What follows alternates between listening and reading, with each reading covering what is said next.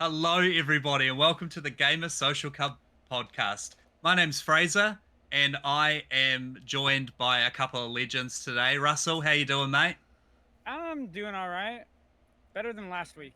Not as tired. Yeah, yeah, that's good. That's really good. I'm actually really tired this week too. Nathan, how are you, my friend? You know that son of a bitch passed it to me because I'm the Yeah, one that's tired this time. I got like 3 hours of sleep under my belt, and I'm ready to fucking go. All right, let's do this ready to thing. go. Fraser, how are you, Perfect. buddy? You were asking me off the screen how I've been doing. I want to know how Yeah, you're doing.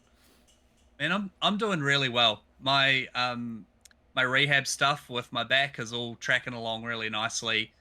I'm going on holiday next week, so I'm like Mhm. super excited about that. That's really it. Just like I'm living off the adrenaline of my Yeah. of my holiday. What day do you Wait, leave? Monday.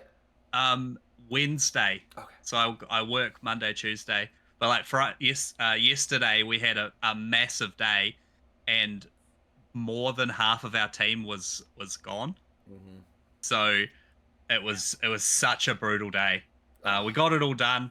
Had a had a cheeky beer after work, and then we got home. It's been good. That's awesome. But yeah, it has been. It was like I said, I'm tired, but you know what? That's life. Yeah. What have you been playing, Nathan? What's been going What on? have I been playing? Oh, so I took Russell's advice last weekend, and I decided to go with a palate cleanser. Because I've kind of been hitting my little roadblock as far as what games to play and what I want to do. And so after the episode was over, me and you played Diablo, and that's kind of been perfect game for me Yeah. to kind of sink my teeth into as far as just like something that's easy going. And Hmm? then I've also been playing Modern Warfare 3, which is I did see again, that actually. yeah, which again is a good palate cleanser. Just something to kind of mindlessly shoot around. And I've Hmm. been playing the campaign, of course. Haven't been jumping into the multiplayer too much. I'm not a big wrestling person. Like I've never been into it, and the whole entire season for the multiplayer is solely focused on wrestling. Did you see that, Russell? Yes, I did actually. I did a write up on that Did you? with Rhea Ripley. With Rhea Awesome. Ripley coming in, and yes, I'm a big Rhea Ripley fan. Okay, Um, okay. yeah. Fantastic. Yeah, that's so So good. did you? Well, you said the last time you played a Call of Duty was Call Was of Duty 2, ages right? ago. Yeah. I have been with Rhea Ripley being in this one. I've been tempted, but I Well, haven't done that. Well, wait. It's on Game Pass, isn't it it? is, it is, Yeah, it and is, if but you'll Yeah. have to How pay much? for Rhea Ripley. well, here's the Couldn't tell thing. you. Here's the thing. Couldn't tell you. If that doesn't sell you on it, there's a game mode where the only way to kill people is to do a takedown, and it's all these like wrestling takedowns, like Oh, so you Yeah. shoot them and then they just crawl, and you've got like X amount of time to run over to them and then do a takedown, and like then you smack them upside the head Tombstone. with the yep, that's pretty much what you're doing. And I'm like, this is great. I had a lot of fun with it. uh so I'm just like, I can only imagine if you're a fan of wrestling, this just has to be Cloud Nine. um, but so I've been playing the campaign, and I feel like I've been playing it for a little while, and so far I feel like it's a good evolution for Call of Duty. Uh, I Hmm. haven't finished it yet, so I can't sit here and give my final thoughts on it. But a lot of people have really hated on it, and I'm a little confused on it because I know um, people didn't really like the open world aspect to it, but it's kind of reminded me of Assassin's Creed Syndicate in the style of, the reason I say Syndicate is because I think of how it's like, okay, here's your mission, tackle it any way you want to.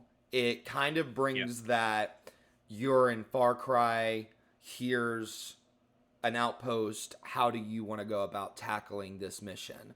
Um, and each mission kind of starts out with, you can tell it wants you to be silent, go with silencers and all this stuff. But then you unlock weapons throughout the map as you play. And that will permanently unlock for that mission alone. Now that's the one part that I'm kind of like weirded out about, because I'm like, it really sucks that you can't just unlock all this equipment and then move it into the next mission. But the way it works is that you got this one mission, there's 21 packages to find in that mission, and there's an achievement for finding all the packages throughout all the different missions. I said Michigan. But like, you find all the packages, and that unlocks all your different loadout options for that mission alone, and not the next one. So anyways, that's the part that I kind of feel is a little weird, because I would really like to be able to take those same guns into my next mission. But I also understand, because then you'd just be super overpowered for your next mission. Probably just walk in with a legendary LMG and just blast through the whole mission, easy peasy. Because that's what I've done with a couple missions so far, is I'll try to go... Me and Fraser, we tackle these silent stealth games the same, where we'll try to go in stealthy for as long as we can until we get caught, and then it's try to make it out alive. Definitely have the most fun doing it that way. And especially with Call of Duty, it's like, I'll try to go stealth for as long as humanly possible, and Call of Duty knows what it's doing when it comes to stealth. I'll get to a point where I'm just like, fuck this, and then if I find the LMG, I just go through and start blasting. Like, it's just so easy at that point. So I've been having fun. As far as following the story, it's been pretty decent. There's even a point where like there's this whole entire terrorist mission in a soccer stadium, and it definitely feels like that's a callback to what was that mission called from Modern Warfare 2? No Russian. No Russian. Yep. It feels like it's a callback to No Russian, and it's definitely hit in ways that I could see where it feel controversial for sure. Well, no, it is controversial. There's one airplane mission where you're kind of forced to have to choose if you're going to shoot a civilian or not. And they do a pretty good job at putting you in the shoes of being like, oh no, I might have to shoot this person. I'm not going to spoil anything, but it did a really good job at it. Unlike Modern Warfare 1, like the remaster, or well, whatever the fuck you want to call it, the reboot, where basically you're clearing out a building and they try to make the controversial moment where it's like you might shoot a woman and child, and it's like pretty easy not to fucking do that. It's not controversial at all. Just don't fucking shoot them. So, yeah, Call of Duty always likes to throw in like a little controversial moment. But anyways, I'm kind of rambling about Call of Duty at this point. But anyways, to sum it all up, I do like some of those set pieces though. Yeah, I mean, some of those set pieces, like that soccer stadium, was a fucking cool level. It really was a cool level, and I do like there was, I forget which Call of Duty it was. After you've played so many of them, they just kind of all start to blend together.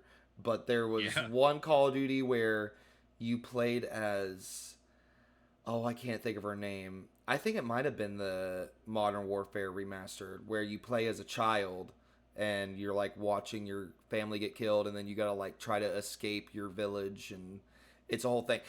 That mission was like, wow. I really enjoyed that. Yeah. You know,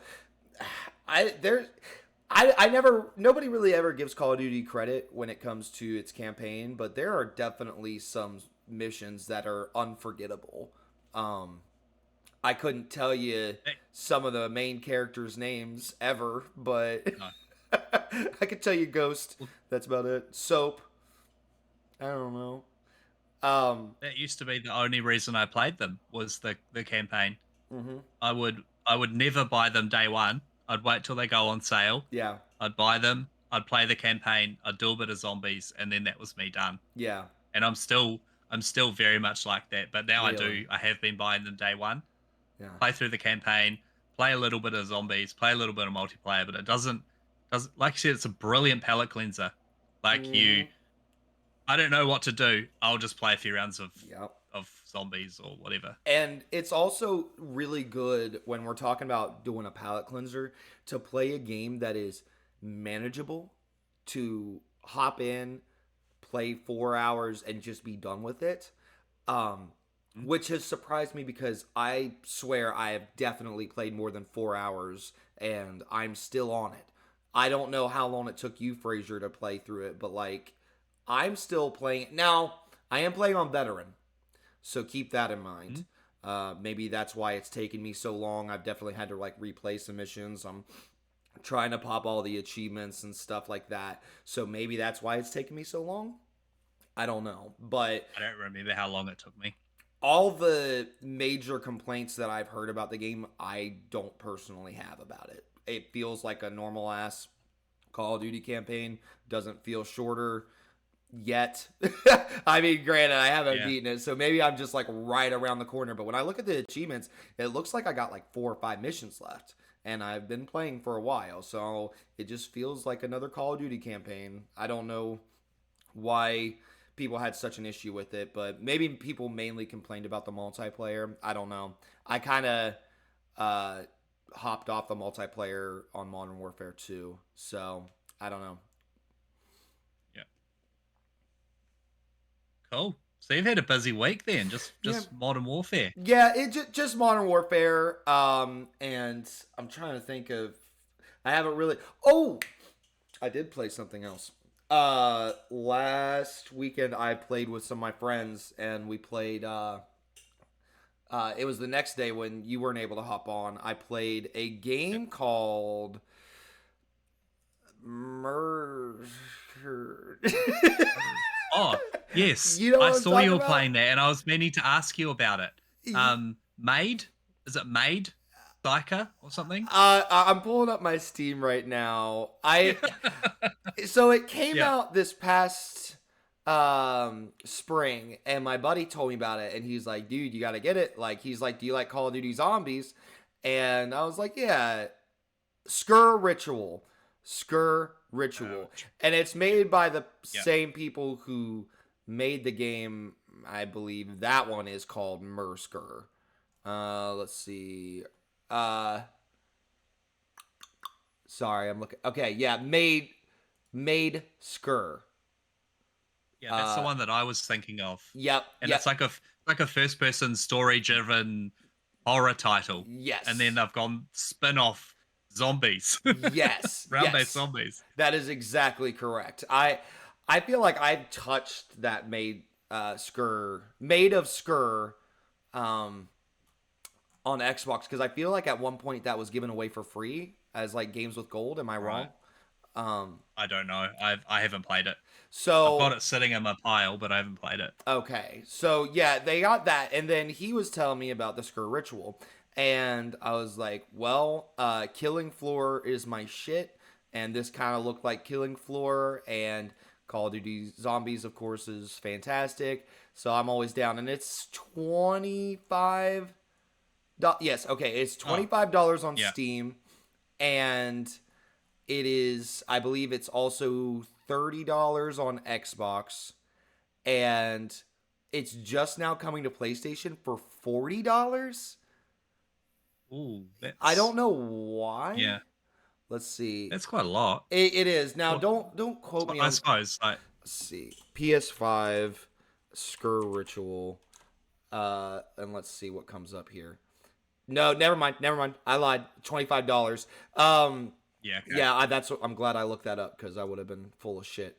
I swear when I was looking it up and trying to buy it, a PS5 copy came up for $40. I was like, why the hell would I do that? So I don't. It must have been like a foreign website or something. Anyways, I'm rambling again. If you like that, there's another game that's just come out.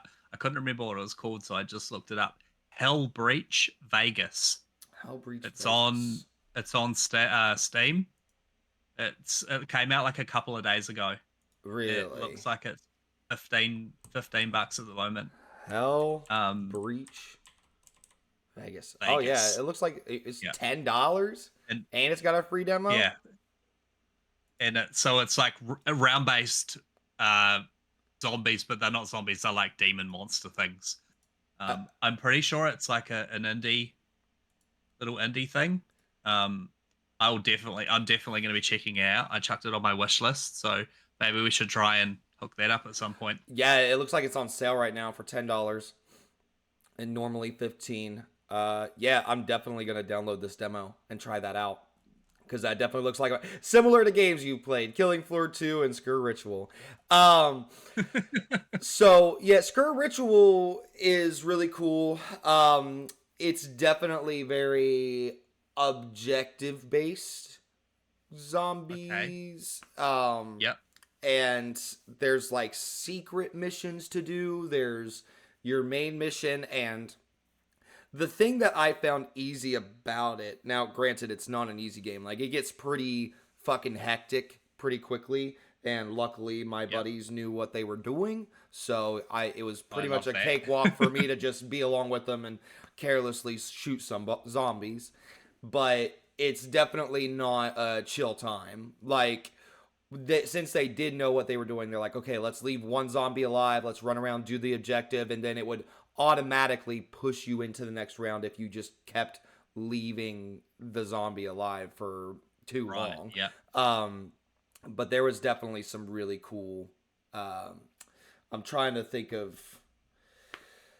Sorry, everybody, my headspace is off because I got such a few hours of sleep, but yeah, no, it's cool. If you like Call of Duty Zombies, you'll like this game. I apologize, I can't really iterate too much further on it. I'm having a hard time getting my brain to work, guys.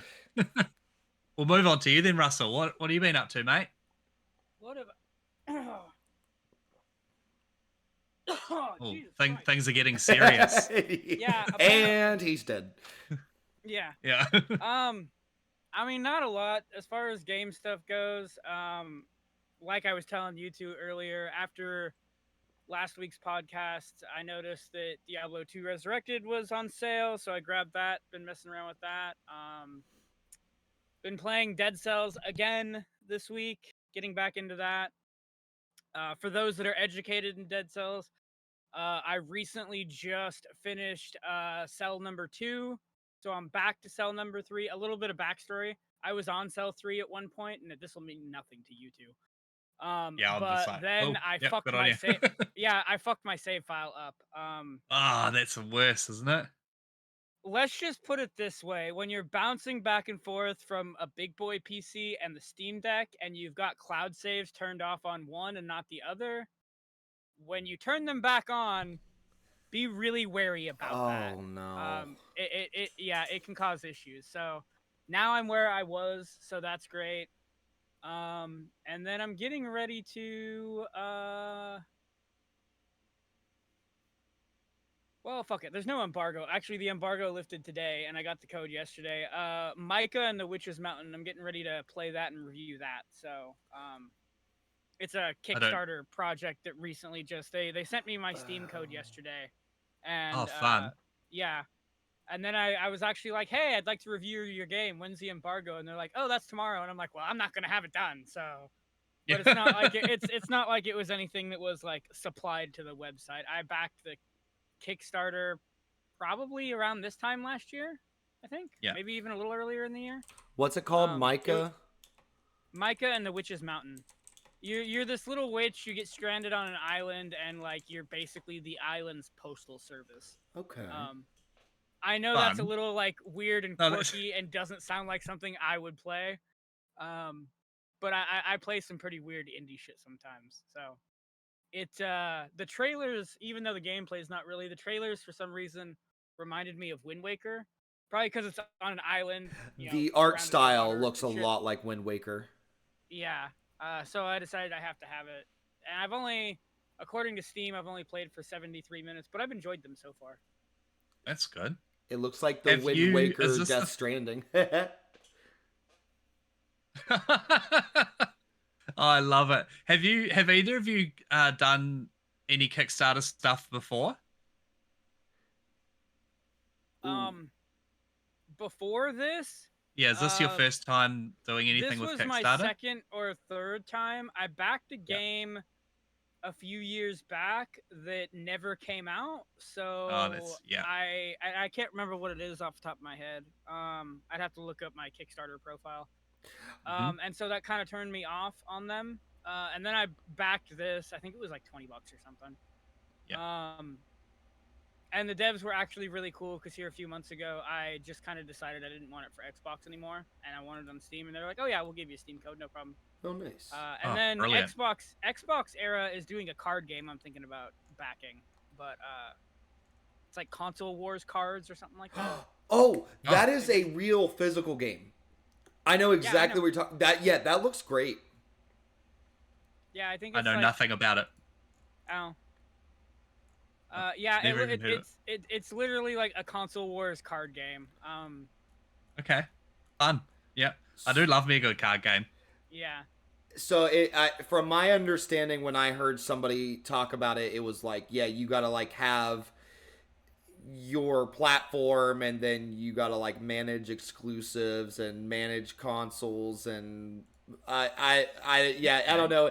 Basically, whoever wins, like whoever has the best console by the end of the game wins, or whatever. I don't know. It sounded cool. It sounded cool.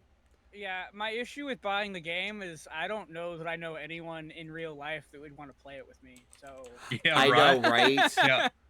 Yeah. Like, I know people that are into video games, but as far as like this far into video games, Yeah, never like, really. nah. Yeah, I've done. I'm looking. Actually, there's a game called Macabre that's coming out. It's a little Australian developer. I can't, off the top of my head, I can't remember what they're called, but they're doing a Kickstarter at the moment, and I'm thinking about backing it. It looks cool. It's like a stealth extraction horror. So yeah, are you looking it up? Sorry, see, I'm still looking up the console war card game because I was gonna try to like read up the synopsis on it since I didn't do a very good job at explaining it. But yeah, there's all the cards. Like I'm looking at the different cards. My bad. I don't mean to change the subject here. I'm looking at all the different cards, and like it's Resident Devil, Mood instead of Doom, Last Fantasy, The Rest of Us, Barrio Brothers, Oh yeah, Boulder's they're Gale. definitely, yeah, they're definitely skirting some copyright. Yeah, It's so good. I love that. It looks hilarious. And let's see, I it love looks that like you're so much. basically there's market cards, casual fan base cards, so you got to fight for fan bases, hardcore fan base cards, next gen upgrade cards. Let's see. I mean, everything about this game looks pretty cool. DLC pack cards, unsurvived. Okay, come on, Alan Woke. Hell yeah, Alan Woke. Let's go. I love that. Um, That's good. So yeah, and this game looks cool. Whenever I heard about it, I was like, see, this is 100% something to buy before we actually, if we ever did do a meetup. And Oh yes. oh my gosh, Fortnite, come on. But yeah, if we ever did a actual meetup, this would be the perfect game for that because I'm with you, Russell. I just don't really have any friends that would play this with me, and maybe like one or two friends that would play this with me. But it looks like if you want to back it, it looks like they've already hit their goal. So Yeah. it could be a little bit more of a for sure thing. But what I will look up that game you were talking about, Fraser. I'm sorry, I didn't mean to interrupt you. Yeah. No, you're right. But yeah, it looks cool. The different levels are really different levels of Kickstarter are really interesting. So like the one there's one that's it's quite expensive, but you get your name written on a tombstone. Oh, cool. So when you're walking through the level and you walk through this graveyard, like you're one of the graves in the game. Like that's so cool. I won't be doing that, but yeah, Macabre. Take a look at it. I believe the certain level that I'm gonna do, I think I get 4 codes from it. So I'll I'll be handing those out to some Huh. friends, and we'll have a bit of a jam. But it looks really cool. I'm yeah. But yeah, so what else, Russell? What else has been Stealth taking action your Honestly, interest? distraction just horror. just Dead Cells, Diablo 2, and then starting the witchy delivery game. That's pretty much it. Yeah. I have to look that one up too. That sounds really good. I I like those little weird, quirky little games. It's technically in early access right now on Steam. I think the game's mostly complete though. I'm not really. I haven't. I mean, they've been sending me messages like at least once a month for the past like 6 months, Oh, basically that's saying, cool. "Hey, yeah," basically saying, "Hey, the game's coming soon." Blah blah blah. As they usually do with Kickstarters Yeah. when they're coming up on actually coming out. Um, but so why it's technically in early access, I don't know. But maybe I'll hit a roadblock where the game just kind of ends. I don't know. We will. Okay. Oh, and there's actually, if you don't want to buy it, there's a demo on Steam too. Oh, brilliant. Yeah, I love me a good demo. It's something that you kind of don't get anymore. Like I know that you can like refund games and stuff on Steam, and like if you buy it physical, you can take it back to the store. But I think like with Xbox, at the moment that you open it, like the return is void unless there's something like really Probably. wrong with it. There was a game that we played. I'm gonna say like February. It was called War Hospital. I ran into like maybe 15 hours in. I ran into like a glitch that wouldn't allow me to progress in the game, and I sent Xbox a thing saying like I want a refund because I can't play this game, and they're like, "No, you've played it for 15 hours. That's too bad." Oh man. I was like, "God damn it!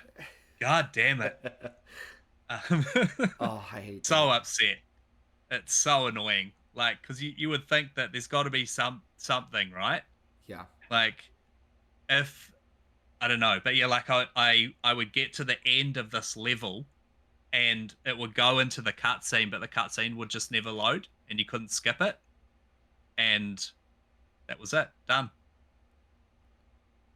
Yeah. Man, I've been checking out this macabre, however the fuck you pronounce it. Macabre. Macabre. Yeah. Yeah, Macabre. you weren't wrong. Like the rewards for donating to this game seem really awesome. I mean, hell, if you donate $5,000, you can put yourself into the fucking game. Right. That's a lot of money, but It's a lot of money. Yeah. let's see, you can even get like a hoodie along with like a whole bunch of really cool fucking rewards at like $150. Yeah. But even if you donate $20, you get the game. Yeah.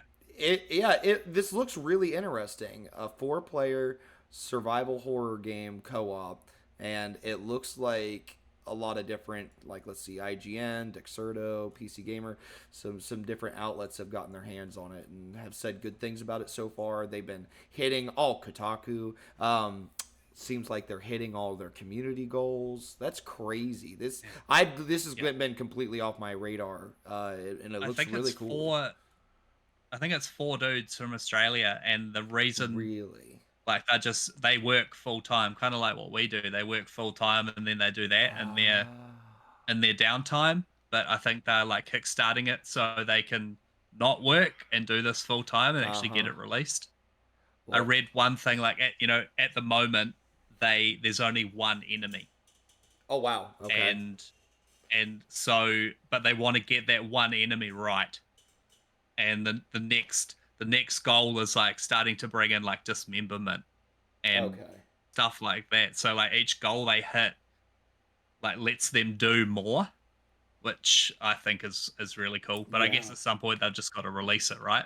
Yeah. Yeah. You can't just keep adding things and adding things and adding things and never That's release it. But yeah, check it out. It looks really cool. I've been following it for I don't know how long, maybe 6 months, maybe. I saw something on it on one of my socials at some point. But yeah, they hit all their Kickstarter goals, but they've done another round. So I was thinking like I might actually do it. Okay. Got to support local, right? Support Right? local. You only care because it's an Australian developer. Yeah, right. Oh well, speaking of like local and homegrown stuff, have you guys played Dredge? I've heard of it.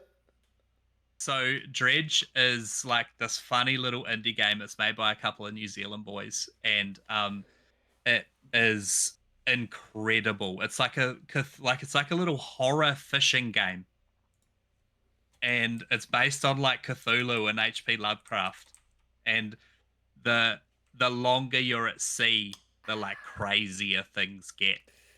It's Okay. super cute. You're in like a little fishing boat. It's so cute. I But like recognize that, this. I think yesterday or the day before they released their second major DLC, Really? which is very cool. So that's going to be. I think that's what I'm going to be doing. Like maybe this afternoon or tomorrow. Might Okay. jump into that. The Iron Rig. It's called. It's on sale But right now if you're interested in it. $16 on Steam. there you go. Look Typical at that. $25. It's well worth it. It's well worth it. It's such a cute little game. Just chugging along in your little boat, Yeah. and then things just get weird. It's very cool. Like you're battling like a sanity meter. So like the further out you go, and Ah. the longer away from shore you are, and the weirder fish you catch, you start to like lose your mind. It's Okay. very cool, very fun. Um, but I've been talking about farming. I feel like I've been talking about farming simulator for the last like month, I was getting ready to ask, and was this what you've been up to this week? Is the farming simulator? that's what I've been up to. Yeah. So I ended up finding a steering wheel on sale. I got it for 50% off. I ended up getting like the Logitech G920. I got It it for looks really 50% nice. off. Yeah, it is. And so I plugged that in. You would not believe the fucking kerfluffle to get that working. It was insane. So I plugged everything in, and it worked and connected and everything. And I opened up the game, and none of the buttons worked. And I was just like, what is happening? Like, it's not like it's wireless or Bluetooth or How anything. Like, it's physically how, plugged in, how and many just cords nothing is was it? working. Like, what all are you plugging Um. in? Oh well, there's the USB and power. Oh, that's nothing. What the hell? Exactly. But it turns out that this thing requires significant power to run. And I'd plugged it into a multi-board with three other, so there were three things plus this, and it wasn't getting enough juice. So I plugged it into like a port, like on the other side of the room with like an extension cord, and it just worked fine. That makes So sense. You know how I was telling you yeah. last weekend, I've got one of these USB hubs where you can connect like I've got it's like over a dozen, the one that I have. And I tried to Hmm. buy other ones on Amazon, had the worst time. I bought I swear Yeah. I bought like 4 or 5 of them, returned them, kept buying new ones because none of them were working. And that was the Yeah. issue, was that it wasn't powerful enough to support all the things I was plugging into it. So the one that I bought ended up being very expensive because it actually plugs into the wall. So it's like it's Yeah. pulling more power to the hub, and then basically when I actually Yeah. connect it to my computer, it's just transferring information at that point. Yeah. Well, this was actually the power adapter, Yeah. not even the USB. So the USB was plugged directly into the computer, and the Oh. power adapter was I had plugged into a multi-board, Oh. Okay, I and it misunderstood. was yeah. So like I could open and use the directional keys to go across the and open the game and do things, but the moment the game opened, it just was like non-existent. And I could not figure out. I was getting ready to put it back in the box and just take it back and be like, I'm fucking done with this. But yeah, I found like on Reddit somewhere someone was like, oh, it needs to be plugged into just straight into the wall, and I did that and it worked fine. So all I've been doing all week has been playing Forza and Farming Simulator, Hell and yeah. I tell you what, I'm having so much fun with Farming Simulator, and I am so terrible at Forza.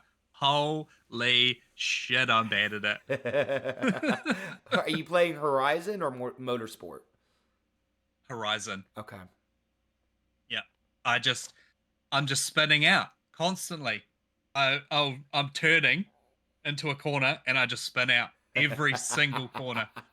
And but eventually I'll get better. Practice makes perfect, right? But yeah. No, practice makes experienced. Have some grace with yourself, Fraser. That's a good one. That's a good one. So yeah, and then we just played some Diablo. That's been it. Hell yeah. It's been a great week.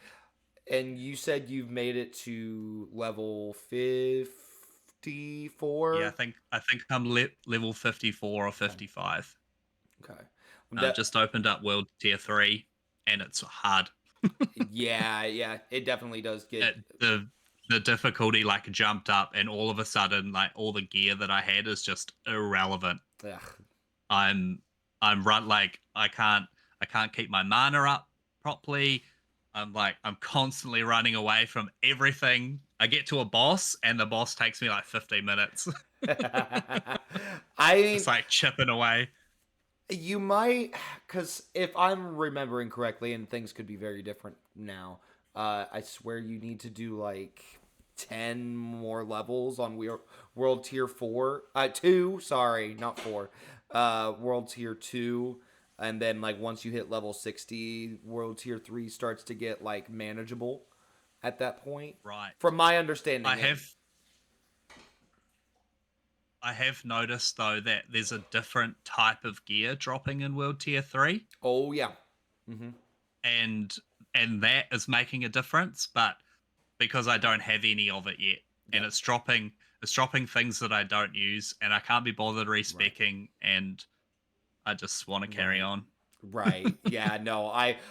That's what I was telling you the other night when we were playing. I'm just like, you level up so fast now that sitting there and focusing on your inventory is just a waste of time because you're going to be needing to switch it out every 15 minutes. I swear. Like, I mean, we were getting so much stuff, and not to mention the thing that surprised me is I got items in World Tier 2 that I've never gotten. I got items in World Tier 2 that I've never gotten outside of World Tier 3 the other night, which is why I was so surprised. So, and then it was just easy to pick which items I was going to use. And not to mention that update they did back in March made it a lot more easier to kind of know which one you're going to pick, because used to be that you were just over flooded with a lot of useless stats. But yeah, enough about that. So I love the fact that you got a steering wheel. Like, that's very exciting stuff. I've never been able to get into Farming Simulator, but I do love me some Forza. So the next part, I've got the steering wheel. There's another bit. It's like there's a little console that you put next to you, and it's got like a joystick and like buttons and stuff. So you can pull in on your tractor, and then you use the joystick to like tilt up and back, and then you can release the trailer and all that kind of stuff. It's so nerdy, dude, but it's so cool. So yeah, I reckon I'm gonna grab that console when I get back from holiday, and Farming Simulator 25 comes out in November. So okay, I'll be hot on that. Yeah, whenever you eventually come to Ohio instead of Vietnam, I'll take you over to my semi, and you can drive my semi around a little bit. Take that for a drive. I can do this. I got a steering wheel at home. Exactly. Oh, brilliant. I've been properly trained. Exactly. So, we're gonna do Fraser's question corner a little bit different this week. Fraser's question. We need a theme song for that. Don't we? Don't we? I'm working on it. That's why I'm doing the whole entire metal stuff. Yeah, right. We actually have a question from one of our community members. Is it Steve? It's Steve. Steve, we love you. Steve. Number one fan. Dark Magical Man 2987. Let's fucking go. So, let's fucking go. So this question, it really it got me thinking. So if it's too heavy for you, you can take a pass. But his question is there any game that made you really reevaluate your own morals? Oh shit. That is a good question. So I've been racking my brain on this, and nothing that's really made me reevaluate. But there is some things in games that I hate around like moral stuff. So like I'm gonna be super hypocritical here because I fucking love animals so much, right? I think I like animals more than I like people. I'm not a vegetarian. I still eat meat. So take that as you will. But I really hate it when a game makes me go out and kill an animal. Like that's something that whenever it happens, I'm like, oh, for fuck's sake, do I really have to do this? So like, I'm okay if an animal attacks me. So like Red Dead Redemption, for instance, you're running through the thing and a bear comes out and it attacks you and you have to kill it to survive. But then say things like, I can't even think of anything off the top of my head. Like Assassin's Creed Black Flag, where you have to go out and kill hundreds of animals to make like a bag, or a mission. It's like, hey, go out and kill 25 wolves. That'll impress me. And it's like, why? Why do you want? Why am I doing this? I don't want to. I don't want to do this. So that's a real like moral thing that really like frustrates me about that kind of stuff. It's like, yeah, when you're forced to go and kill animals for no purpose. Yeah, you would definitely hate that scene from The Last of Us Part 2 that I was telling you about last week. That was rough for me because I was like, in the moment you're like, oh shit, like I'm about to get eaten alive by this dog, and then second part of the game you're like, I love this dog. I don't want to kill it. I don't want to kill it. Yeah, you would definitely hate that. Yeah, definitely. Russell, do you have one cooked and ready to go? Reevaluate my morals. God, I don't know. Grand Theft Auto. No, I'm kidding. You're sitting there mowing down all the people on the sidewalk, wondering, I wonder if this is morally okay. Will I go to heaven? Is there a heaven? Oh no, I was actually thinking of the hooker stuff, like. you pull into the alley. You do What's morally wrong about hookers? Sucked. I don't and then understand. You get out of the car and you beat the crap out of her and take your money back. That was a joke. Calm down, people.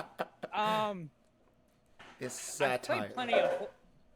I've played plenty of horror games that have like made me contemplate my own existence. Horror games. Yeah. Ha ha. But as far as morals, God,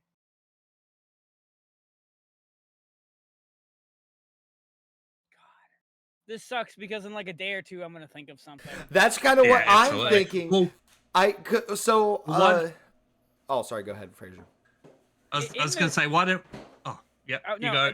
Russell. Yeah, we're talking over. In the future, if we have a question like this, maybe give it to us a day or two ahead of time. Yeah.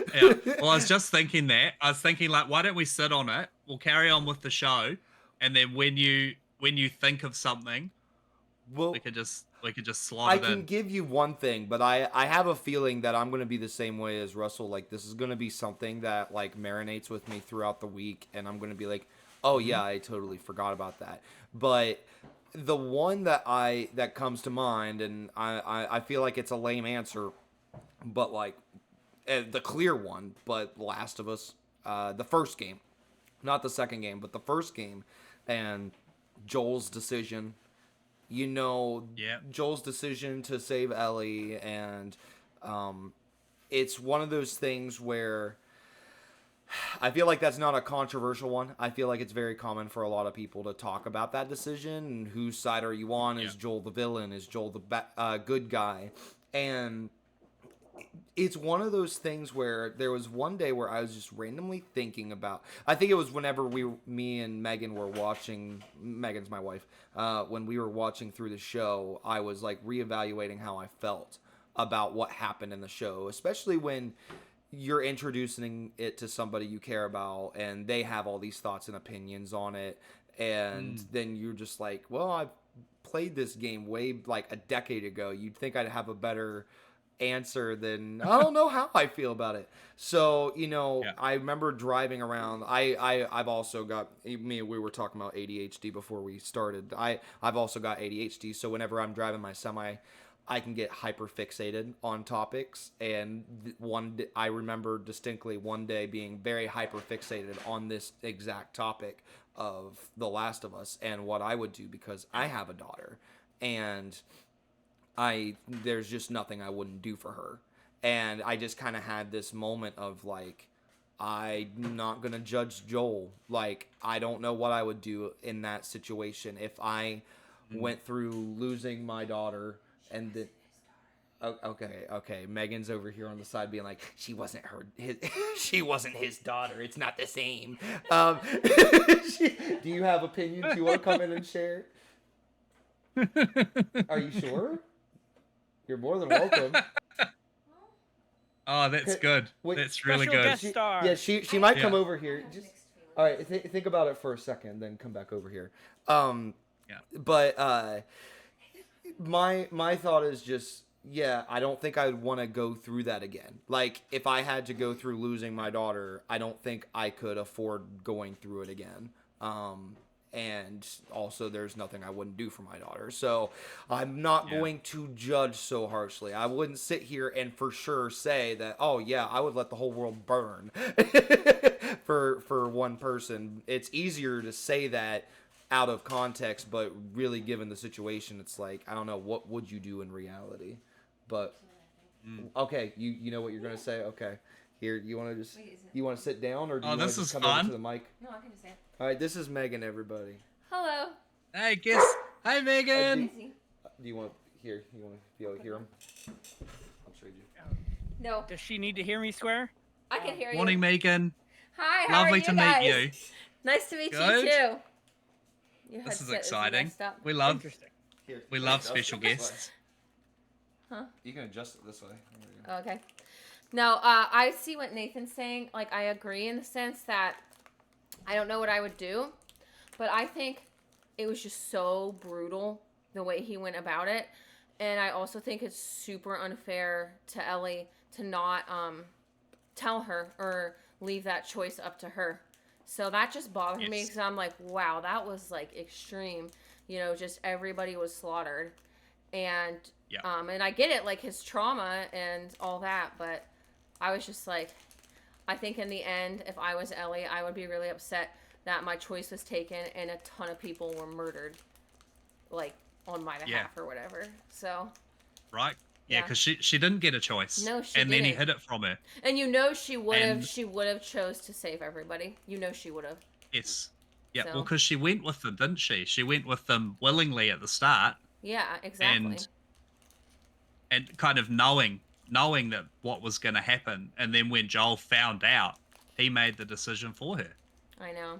So, but I was also sad for him, but so. Yeah. It is controversial, so I'll give Nathan back. No. Nice to meet you guys. Thank you so much. Yep. Nice to meet you too. Thank you for your input. Bye. Bye. I'm going to go ahead You're going to go ahead and what? press the button. Oh, yeah, go ahead. So, she's making some coffee. I think you've been replaced, Nathan. They said I'm being replaced now.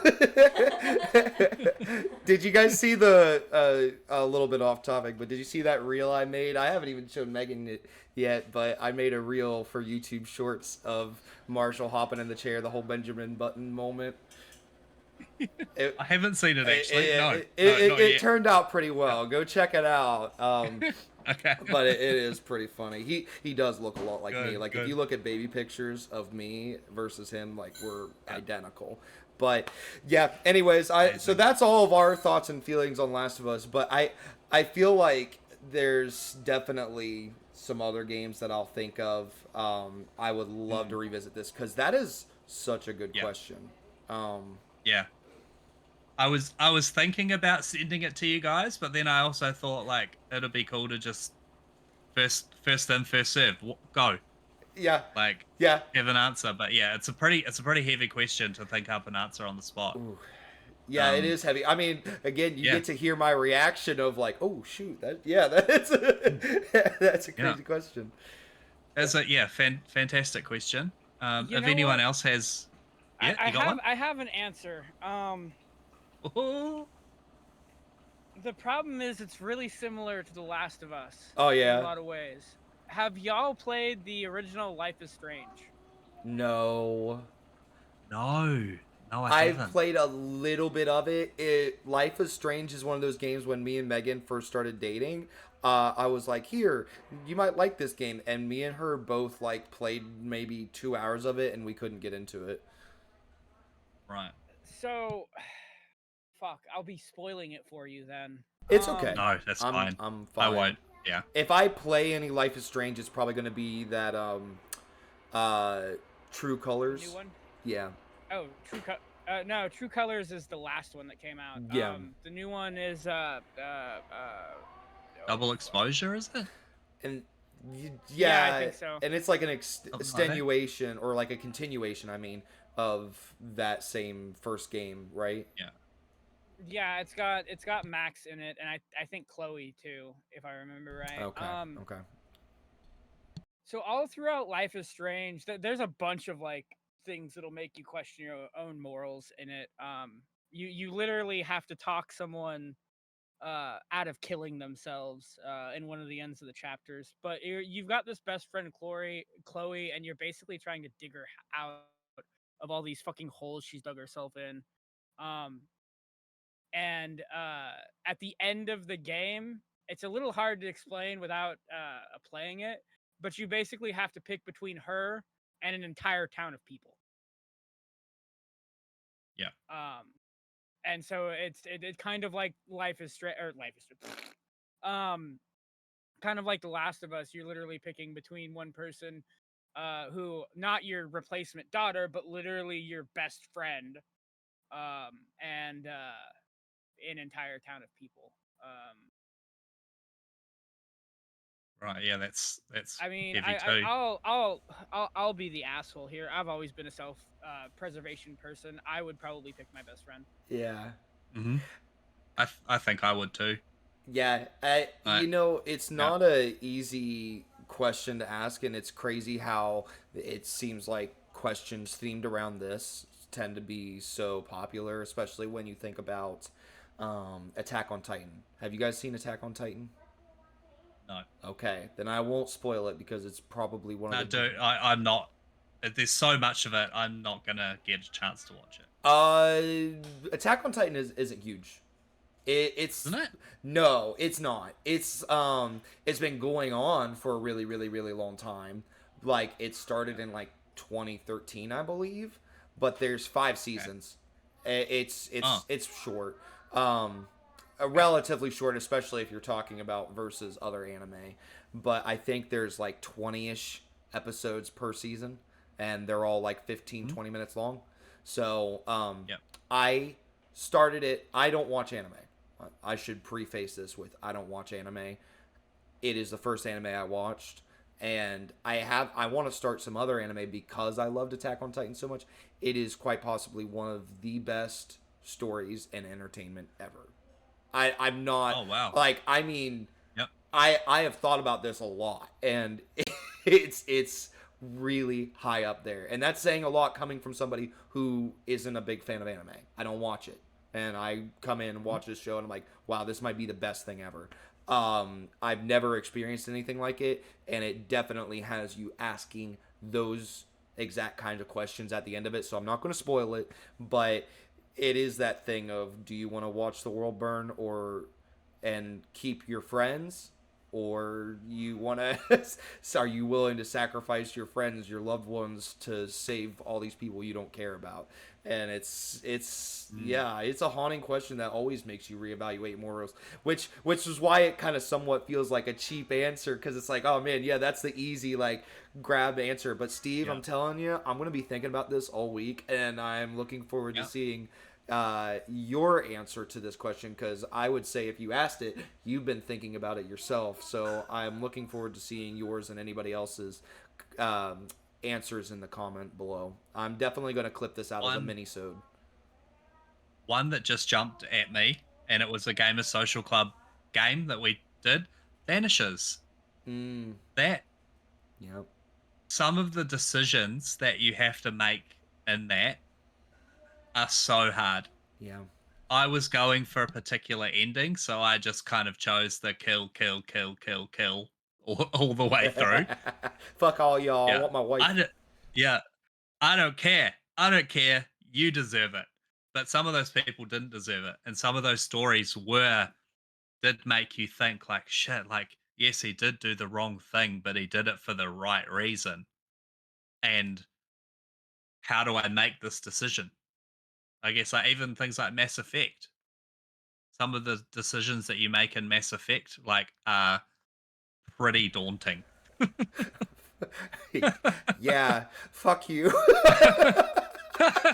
Oh my gosh, it's just like, oh my gosh, I do this every week. I swear, I've got all this Mass Effect shit right above my head. I wonder what's a good game about making big moral decisions. Yeah, that's a good answer. That's a really good answer. Shit, I mean, how many times do you got to pause that game to think about, oh my gosh, what am I gonna do? Yeah. Do you do that? Will you? Yes. Or do you just make the decision like on the spot? All like, the time. Shit, I gotta make the decision. Right. Yeah, see, I'm the opposite. I do it on the fly. Of doing that. I'm almost incapable of doing that. I'm very listen. You go with me to McDonald's. I'm gonna be standing there, being like, "Hey, you go ahead in front of me. You go ahead in front of me," because I can't make up my freaking mind. I'm so bad at decisions. Oh my God. Isn't that right, Megan? Yeah. Just give me 6 chicken nuggets and I'm happy. Yeah, she gave me the stank eye. She's like, she's so done. She's so over it. My whole family's the same way. We don't go to McDonald's. We don't go to McDonald's anymore because of you. Yeah, now she just picks for everybody. She went and visited my parents not too long ago, and my mom was like, "Where do you guys want to go?" And Megan was like, "We're going to Cheddar's." She was like, "That's where we're going." She just already knew that where this discussion was going with my parents, and she's like, "I already know your family." She's like, "I got this. I'll make the decision. I don't have time for this bullshit. We're going to Cheddar's." I love it. I love it. Well, shall we move on to the next bit, Nathan? Yeah, absolutely. Take over from here. Let's go for it. And you know what's perfect about it is we hit the 58-minute mark, so we're right at an hour. But let's see. That makes it easy for me to clip out. There's been a lot happening this week. I feel like we started into this week with a little bit of crazy extra news, but you guys know me, those of you who are listening, and I think you only know what I'm going to bring up. Dragon Age. Oh, yeah. Got its freaking release date, and I am about to turn in my time off request. I haven't requested time off for a game since Fallout 4. So I'm going to be requesting, and this is perfect, Halloween Day, come on. So I'm requesting Halloween off for Dragon Age. Have you guys seen the collector's edition? I already know the answer to this question, but for the podcast's sake, have you guys seen the collector's edition? I actually haven't looked at it. I don't think. Have you not? You should look it up and tell me what you think while Fraser gives me his answer. I do remember. I seem to remember some slight outrage that it didn't come with the game, which is becoming more and more commonplace. Wait, like physical game or not at all? I think not at all. Holy shit, I didn't know that. Yeah, I'm disappointed. I'm disappointed with the too. special edition, especially after the Inquisition special edition. Like that was insane.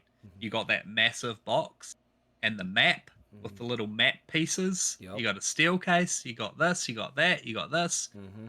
Like this one, the like the big, very expensive special edition has got like a steel poster and a steel case and a notebook. So is it not different for Australia than it is the US? It might be, but the one that I've seen, there's two. There's one that comes with like a dagger and a ring and some other stuff. But I believe that's the one Russell was saying doesn't come with the game. I think that's kind of like what Diablo 4 did with their like, you know, that reliquary box or whatever that they released with the candles and the. Oh, You guys remember that? yeah, I know what you're talking about. I'm looking at this. Okay, all right, sorry. I'm just now. You're seeing me react for the first time to finding out that this does not have the game including. Fuck that. Yeah, right. And it's not cheap. Huh. It's not cheap. I'm going to attempt to try to show this on screen for video watchers. So I apologize because every time I've tried to do this, it's kind of fucked up the video. So we're gonna give it a shot. Let's see. All right. Can y'all see that? That is the collector's edition. That is the one that's sold in the US for $240. You get this little dagger. Here's the deck of cards. You got a potion flask, enchanted die, and quiver tube with a lithograph print. What's a quiver tube? I don't What is even that? know. I would assume you can put the dagger into it, maybe? Oh, yep. Oh, this disgusts me. It doesn't even fucking come with the game. Yeah, that was So- what was. So I've got a Games Radar article pulled up here.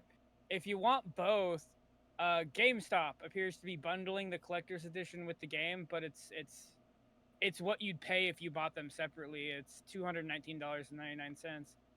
Also, apparently, y'all console players are getting shafted. On PC, the game's only $59.99. What the hell? Mm-hmm. That's been happening with a lot of PlayStation games too. I think. Yeah, they're coming out cheaper. Yeah. I think was God of War Ragnarok on PS5. Was that $70 or was that $60? Or do you guys remember? I don't remember. It was $70. It was $70 on I bought- PlayStation. PC players are getting it for $60. Also, The Last of Us Part 1, we got that for $62. Or I got it for like $45 or something because I waited for sale. But And then to anybody watching this, here is what the edition in Australia looks like. I don't really know what a collector's outer box is. Fraser, do you know what that is? It looks like a cardboard box. That it looks like a box that the poster and the game come in. Thank you, Captain I don't- Obvious. Like that's what it looks like. It's It's a box. You're not I don't get wrong. it. That's It's just a box. I was just But hoping it's you just could a- give me a better understanding. I was like, is this an Australian No, thing? Or there's nothing more to it. It's a box. It's a purple box what the that the fuck? stuff comes in. Oh, Yeah. I do have And to it's- say, I really don't understand this trend of. I mean, I guess if you're gonna do a collector's edition without a game, there's an argument to be made there that like, hey, then you can buy the game for whatever you want because then like they've printed X amount of PC versions and X amount of Xbox versions and X amount of PlayStation 5 versions, and if you have a PlayStation 5 and only a PlayStation 5 and those sell out, you're SOL. So there is an argument to be made that there is a positive here. I don't understand the thought with this this pack with the steel book that I'm staring at, and still not coming with a physical disc. That I don't. No, the Australian one, it does come with the game. It at least comes with the deluxe Okay. edition. And when you're talking about, isn't that like I saw somebody say that's $150 US. So really, that's Yeah. $60 more for a steelbook, a notebook, and a metal poster. And at least the stuff is somewhat more usable. And again, I don't know what the fuck is up with the box. Like, why are they like So at yeah, least Putting explain that what a in collector's outer box is? Like, I don't what is yeah, that? I'm staring at that right now, but maybe in Australia it comes with the disc. The Games Radar article I'm staring at claims it does not come with the. It literally says it describes notebook, collector's box, steel case. Though again, there's no game included. But hey, if you want to buy a fancy metal disc holder with no disc inside, here's your opportunity. Sounds like something I would have wrote. Yeah, it does. It's sassy bullshit that you. Yeah. Yeah. So Yeah. I'm just gonna throw it out there. I will not be buying any of the special editions Oh for yeah, this game. me neither. No. I will 100% take the day off and get the deluxe edition. But Yep. that's about the extent of Yep. it. Are you guys going to be doing the same?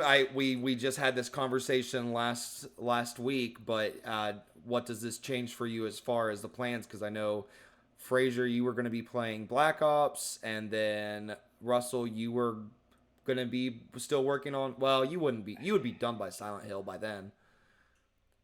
Well, wait. When does Veilguard come out? That's the 31st. 31st of 31st. October, 31st. I should be long done with Silent Hill by then. Even if we end up not getting a code for it, I don't like pre-ordering games anymore. I'll probably pre-order Silent Hill though, because I Yep. think you get like 3 days early access or whatever. Hmm. Veilguard. I don't know if Veilguard is a day one buy for me. I've been very up and Really? down with it. I'm at least gonna wait for review. Maybe a day one buy for me. Definitely not a pre-order. Okay. Just because I'm like Okay. drastically against that. But with Silent Hill having early access, I say early access because when everyone has the ability to buy it, it's not really early access. It would be better to just get the review out as soon as possible. In that respect, and I'm gonna buy it anyway. So. But yeah, Veilguard, I might take the wait and see approach. It's very. When I saw the first trailer, I wasn't super impressed, and then as things have kind of gone on and we've gotten more info, I've gotten more and more interested. Yeah. So, I'm the same actually. yeah. So it's definitely a wait and see for me. I don't know if I'm as hyped about Dragon Age as say Nathan is. Obviously, I think he feels the same way about Dragon Age as the same way I feel about Fallout, probably. So. Oh man, Yeah. I love it so much. We'll see. Black Ops comes out on what 25th, I believe.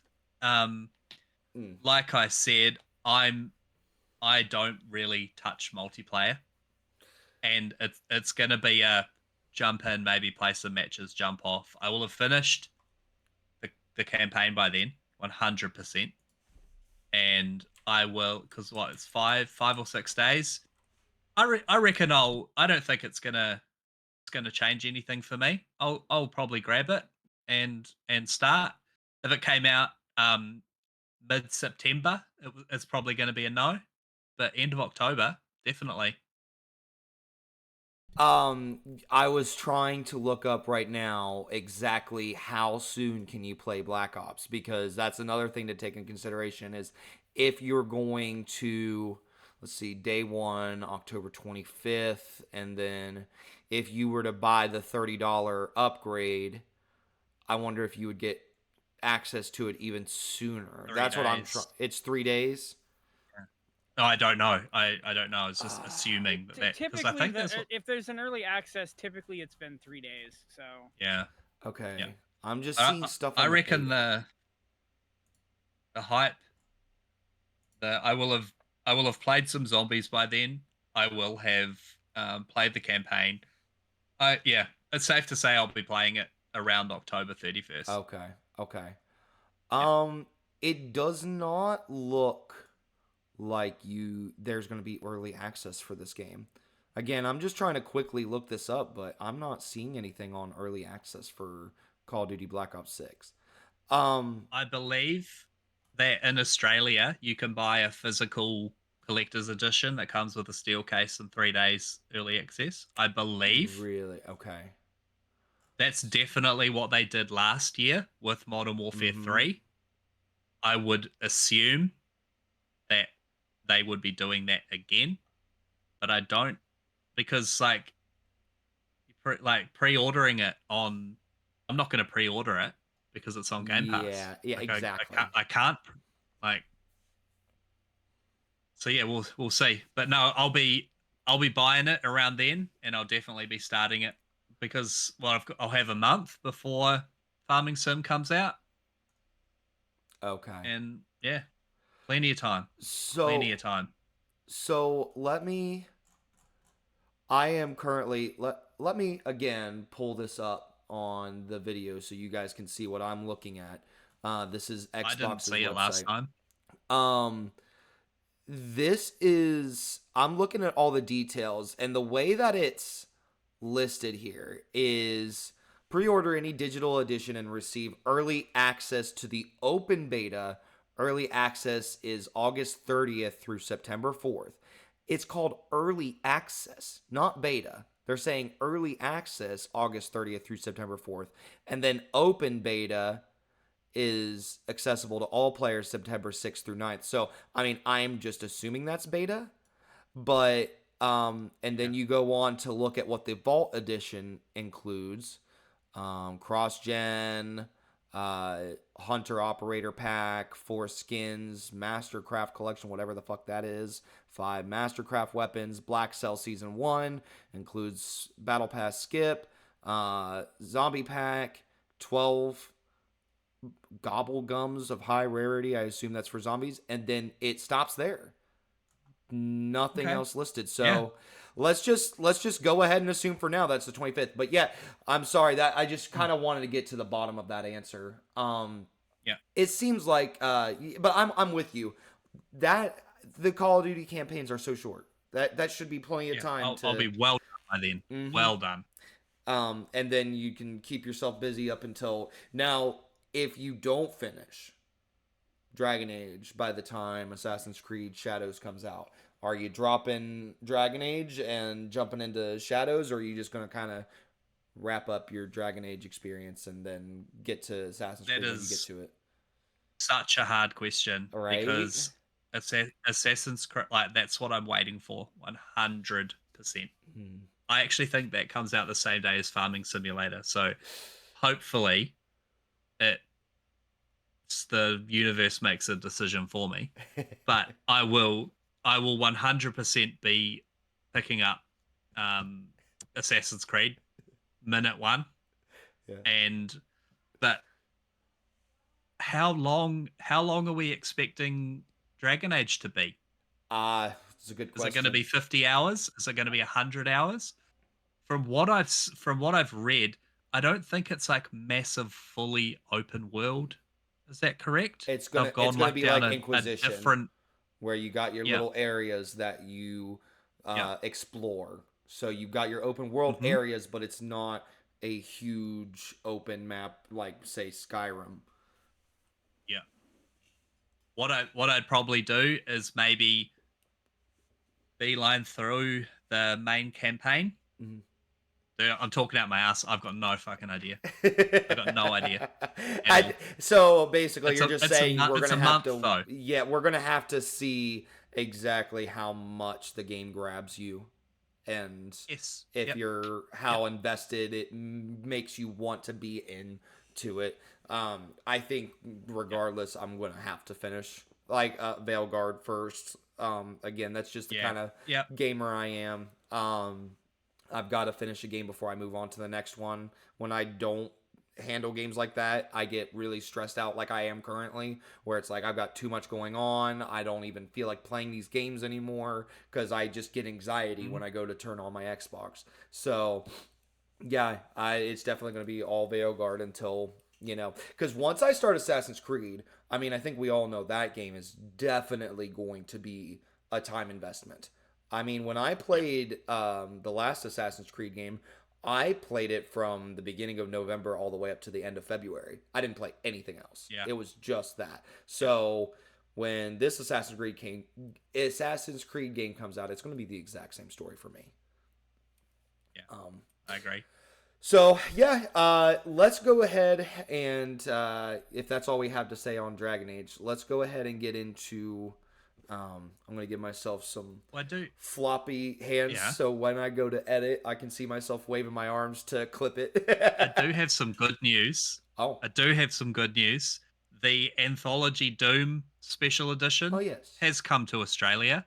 So I can buy it. Congratulations. And it's only $130. Nothing. Chump change. Compared to $250 for the Dragon Age. Good grief. It's insane. It's yeah. And that's 150 your dollars? Yep. Okay. 130 my dollars, so probably 100.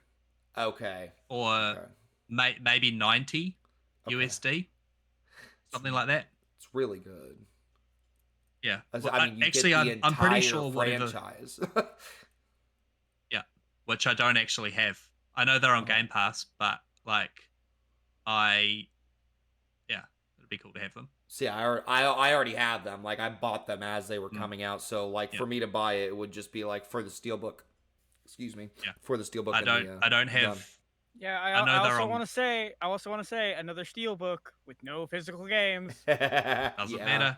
It's true. Doesn't matter. Yeah. Yeah. I love my Steelbook collection. It's like I like comics and stuff, and Steelbooks are like comics for video gamers. Yeah. All right. But yeah, no, so the thing that I kind of want to jump into today, we were talking at the end of last week's episode about talking about this being the year of double A's, but given the circumstances of this week, I kind of want to talk about how you guys feel about exclusivity. Hopefully I'm awake enough for this because it's a big, deep topic. But so this week, I don't know if you guys have been following. Here at Gamer Social Club, we're not about rumors. We don't like subjugating to more rumors, or did that make sense? Did I use the word subjugate right? Okay. I guess. We don't like adding to rumors. Yeah, we don't like adding to rumors, right? And if you don't know what I'm talking about, guess what? I'm not going to go into it. So, but it did ignite in me the thought of what do you guys feel about exclusivity? Are you guys for it? Are you guys against it? We're pretty new at this. We're on I think this is our 14th episode, and it's a topic that is so huge in gaming, and we just haven't even touched on it at all. So I don't know what your guys' feelings on it. I mean, I think I already know because we're already pretty much on the same wavelength. We were going to talk a little bit of politics. We're not going to go into politics.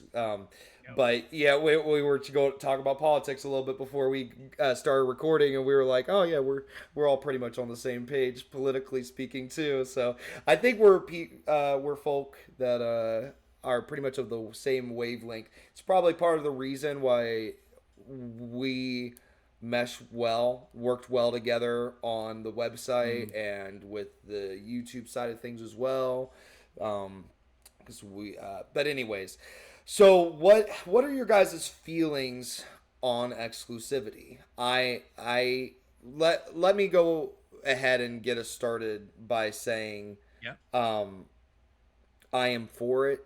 I am I am for exclusivity to end. I don't want exclusivity. I understand. Listen. All right, I am the guy who grew up on Xbox. I grew up with Halo. It means a lot to me as a franchise. I love it, and without Halo, it's like, okay, what even is Xbox anymore?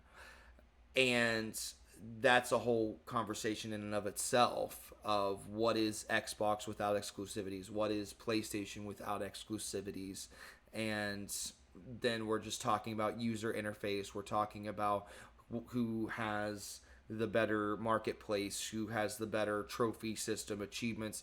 Then you start getting into the weeds of things, smaller, not so consequential matters. um and I would love to hear your guys' thoughts on that. But as far as the big thing of, okay, what is Xbox without Halo, what is Xbox without Gears of War, um i i I want to see games everywhere. I don't really care. I look at Halo Infinite now. Maybe back in the original Xbox days, I would have been like, oh, hell no. I don't want to see Halo come to PlayStation 2. Why would you buy an Xbox anymore?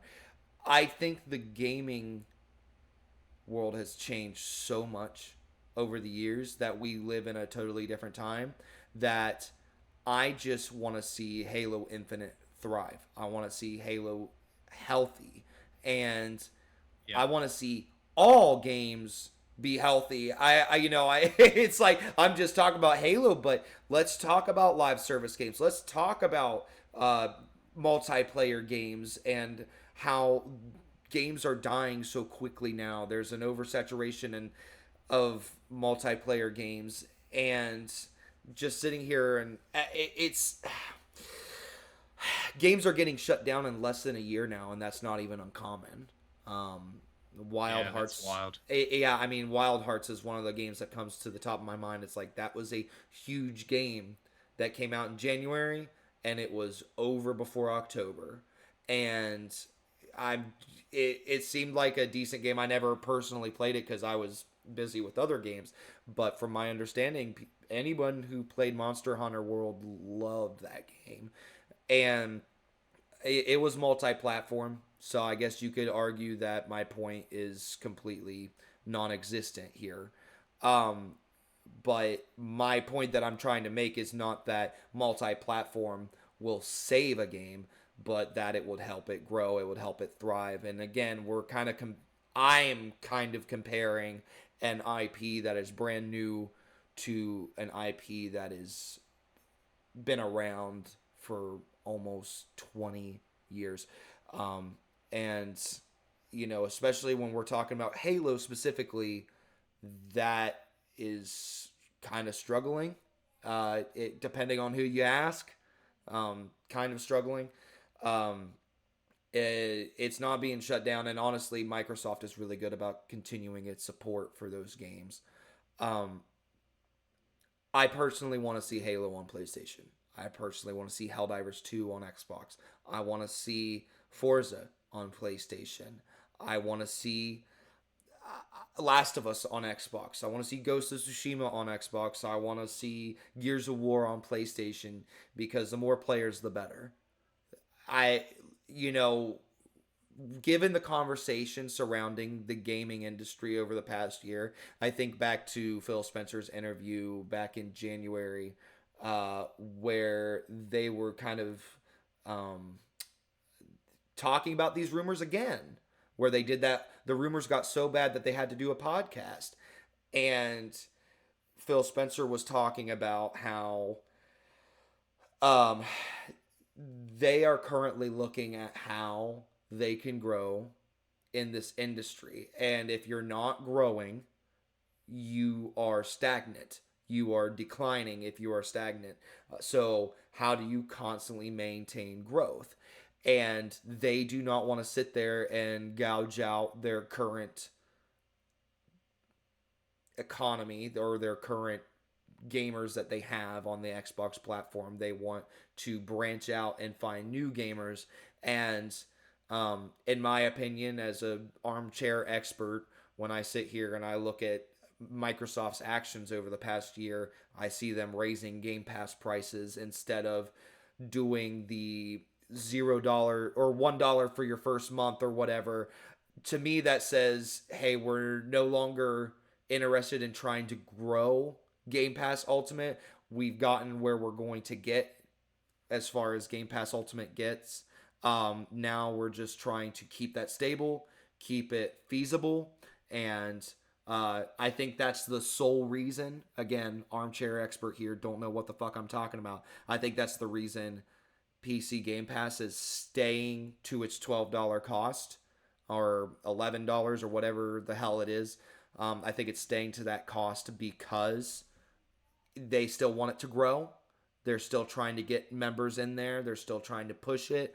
They don't really have the wiggle room to say we're raising PC Game Pass to $15, $16, $17 because they're still trying to get in new people. Game Pass Ultimate, again, I think they're just kind of getting to a point where they're accepting that they got the player base that they have.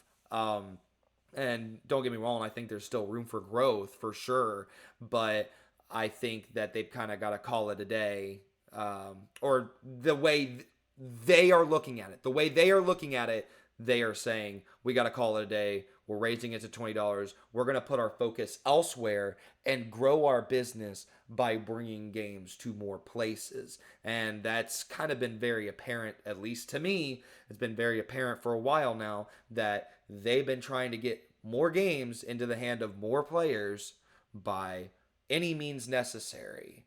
And by that, I mean xCloud. I mean bringing your games to streaming services, making sure that xCloud is available on your Samsung Smart TV, making sure that my Xbox Game Pass is available on your fucking Amazon Fire Stick, making sure Game Pass is available to you no matter what device you're using, no matter where you are, no matter what you're doing, you have access to Microsoft Game Pass. And eventually, we already know that they are trying to, well, I guess I can't say that for 100% sure. Maybe that's more of a rumor. But, we already know that they're working on trying to get to a point where your entire Microsoft library, your entire Xbox library is available to you wherever the xCloud is. Now, who knows when we'll see that? Again, we don't want to sit here on the rumor station. But if we ever get to that point, then that defines Xbox. That is the new Xbox. Xbox is no longer Halo. Xbox is Game Pass. Xbox isn't Gears of War. Xbox is xCloud. That's what I think. That's just my personal opinion. Again, armchair expert, don't know what the fuck I'm talking about. I'm not an expert in the economy. I'm not an expert in the video games industry, but I've been watching the video games industry and been very passionate about it, watching it very closely for a really long time. And as somebody who said back in 2013 that, I think that this all digital world is coming for us soon, and that it makes sense what Xbox One is doing, and here we are like a decade later. It's like, oh yeah, they were just ahead of the curve. I fucking said that a decade ago. So it's like things like, I'm not trying to sit here and say I know everything, I know the future or whatever, but I am saying that I've been watching Microsoft for that long, and I know Microsoft well enough to know that they are a brand that always bets on the future, whether it's right or wrong. And I believe they see a future in xCloud, and they believe they see a future in cloud gaming. And I don't see why anybody wouldn't. We're not there yet. I agree with that. I agree that we're not there. I'm not really using cloud gaming at all. I do wireless gameplay on my phone throughout my own house. That's on Wi-Fi. That is not using my cell phone. Anytime I try to use Wi-Fi, I can't play like you can, Fraser, and play on the bus. Anytime I've tried that, the latency is unbearable. Can't touch it. I'm going to try and shut the fuck up here soon because I know I've been rambling for a while. But it's, it's a big meaty topic to dig into. Yeah. And my thing is it's like, again, we don't live in that world where I know, what's his name? Not the Mike something, the other CEO there at Xbox. I know he had said in that same exact podcast interview, he's like, well, what does Xbox have that other platforms don't have? And that's Game Pass. So I fully believe that, it's going to be more and more clear to us a year, 2 years from now that that's just Xbox's entire identity. Maybe they're not going to be a strict publisher because they've already been talking about their next console. So I don't think anybody should sit there and get their panties in a wad over consoles going away yet.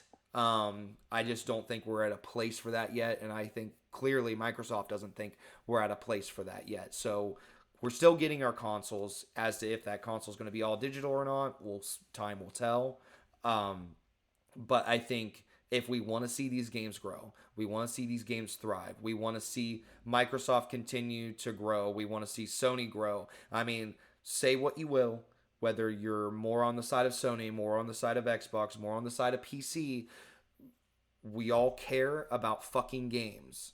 And we want more games. We want the games that we love so much to succeed. Why don't we want them supported? And I'm going to say one more thing, and then I'm going to shut up and toss it to one of you guys. But one of the things that I think about quite often is how gamers can be some of the most toxic people. In comparison, also in comparison with Star Wars fans, how Star Wars fans can be extremely toxic about their fan base. And a lot of it has to do with passion and how passionate you are about your hobby, the thing that you love. This is something you deeply care about. I deeply care about Dragon Age. I deeply care about Halo. I deeply care about Gears of War. These are franchises that I hold near and dear to my heart. I grew up with Halo. And what I care about is sharing that experience with people. It's about getting that experience with my friends. And to sit here and be like, oh, I don't want it coming to PlayStation. Listen, I got friends who only have PlayStations. If Halo comes to PlayStation, if Forza comes to PlayStation, I can fucking play with them now. That's great. Why am I sitting here being upset that my friends can now finally play Halo or Forza? And guess what? If Xbox does eventually go away and there's no longer a Xbox console, you're still going to have Halo. You're still going to have Forza because it's going to be everywhere. Games aren't going anywhere. As we just need to make sure that they're successful. I mean, I say games aren't going to go anywhere as if we're not having the biggest closures in history of video game development. But, again, which is why it's so important that we remain supportive of these companies and make sure that they're growing. Do everything and anything by any means necessary, in my opinion. Maybe I'm just saying the same thing over and over again and I'm not aware of it. But what I'm trying to get to is the fact that I think people get really vile towards each other over the fact that it's like, I really liked this game and you didn't. The fact that you didn't like this game means that the game is one less supporter. Look at, what's that big streamer's name? Kai Kennett. Oh yeah, you know who I'm talking. Yeah. So I think that's his name. Yeah, I think it's Kai Kennett. Everybody was looking at him as like, oh, him streaming Bloodborne is going to bring Bloodborne remaster to light. The fact that we all want it, everybody was so hyped because, hey, he plays it, he likes it, developers see it, they realize there's a need for it, and that there's a whole fan base out here who has been clamoring for it for years now. He's Jesus. He's a Bloodborne Jesus come to save us. And he ended up not liking it. And then everybody was so angry at him, or because he just mainlined the story, and everybody was super angry. Now, granted, I'm speaking out of my ass. I didn't follow this situation super closely. So if I am wrong, please feel free to correct me in the comments below, because I don't know what the fuck I'm talking about. Thanks for coming to listen to me ramble. But when I was watching that, that's what made me think of this, right? I'm just like, why is everybody getting so mad at him over this? And it's like, well, these are people who Bloodborne is a game that a lot of people describe as their favorite game of all time. You talk to any Soulsborne person who's played every Souls game, they'll say Elden Ring or Bloodborne. Most of them will say that. Maybe I just pissed off all the Dark Souls 3 lovers, but that's and I think that's just it is we want to see the things we love thrive. We want to see a Bloodborne remaster. We want to see the next Bloodborne 2 come out, and when we see people hate on it, then it's like, oh, well, then we're not going to get it back. Russell really loved Days Gone. I like Days Gone. I would love to see a Days Gone 2, but general consensus was that the game sucked. And guess what? We're not getting Days Gone 2.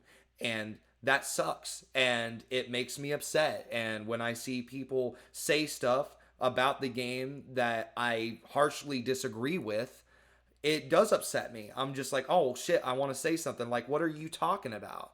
What do you mean the game isn't fun? What do you mean the gameplay sucked? I completely disagree with that. The gameplay was great. It was phenomenal. Why are you trashing on this game that deserved to have a sequel and, in my opinion, deserved to have a sequel, you know, and then that's where all the vileness comes from, right? In the gaming community, where we start bickering with each other and yelling at each other and saying fuck you for not agreeing with me on my opinions on this game.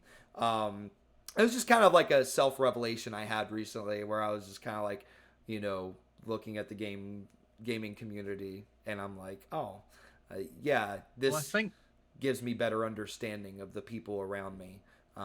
But you guys, I apologize for rambling so much. Hopefully, I didn't just beat the same horse to death over and over and over again.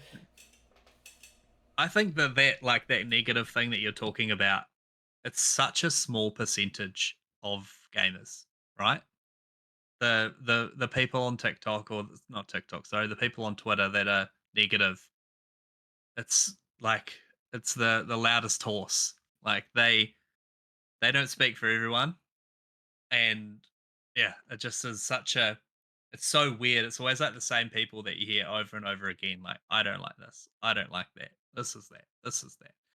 But I want to hear Russell's take on it because he's not a console guy. He's a PC guy. So before I get into that, maybe we should save this to the end. I know we don't talk about rumors and speculation, but Nathan was bringing up Xbox and said, "Oh, Xbox is confirmed that we're getting a new console."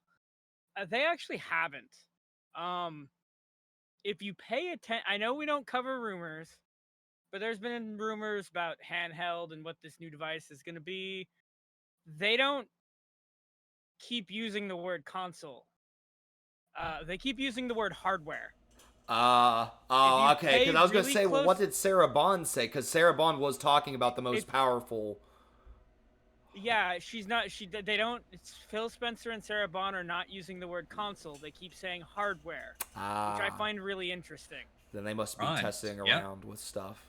And if you look at the history specifically of Phil Spencer, sometimes you need to pay attention to not what he's saying, but what he's not saying. He's not saying console. He's saying hardware. So just something I've noticed. But anyway, as far as exclusives go, like, I understand why people are so hardcore about exclusives. Exclusives are kind of the lifeblood of a console in a lot of ways. Nintendo would not be where they're at right now without that little fucking plumber and that little elf and so on and so forth. Who? As far as PlayStation goes, they've had different exclusives throughout the years. What you get with the PS4 and the PS5 is certainly not what you got with the PS1 and the PS2. I mean, they're just very, very different as far as the exclusives go. Xbox has always had Halo. Gears has kind of always been there. Fable obviously dropped off and is coming back. So, I mean, I don't know if it pains me to say this. Like, I don't really care too much about exclusives, I guess is what I'm trying to say. I mean, as a PC player, I pretty much get everything at some point anyway, except for Nintendo stuff. And, I mean, if you so choose, there are You ways can to get get that. those too. Is all I'm going to say there. Allegedly. Yeah, allegedly. I always got to say something that Nintendo's going to be knocking on my door at some point. Every single podcast. It's my gimmick now. Nintendo hit but squatter on their way. yeah, I would love for everything to come everywhere. I don't know how real. I Giggity. mean, let's be perfectly honest. PlayStation doesn't have a reason really to port their stuff to Xbox. They don't. If we're being perfectly honest. I mean, if they ported God of War to the series consoles, how much would that really make a difference? And then in a way, that's less of a reason for Xbox to come over to PlayStation. Although I think there's a lot more middle ground than people give credit for.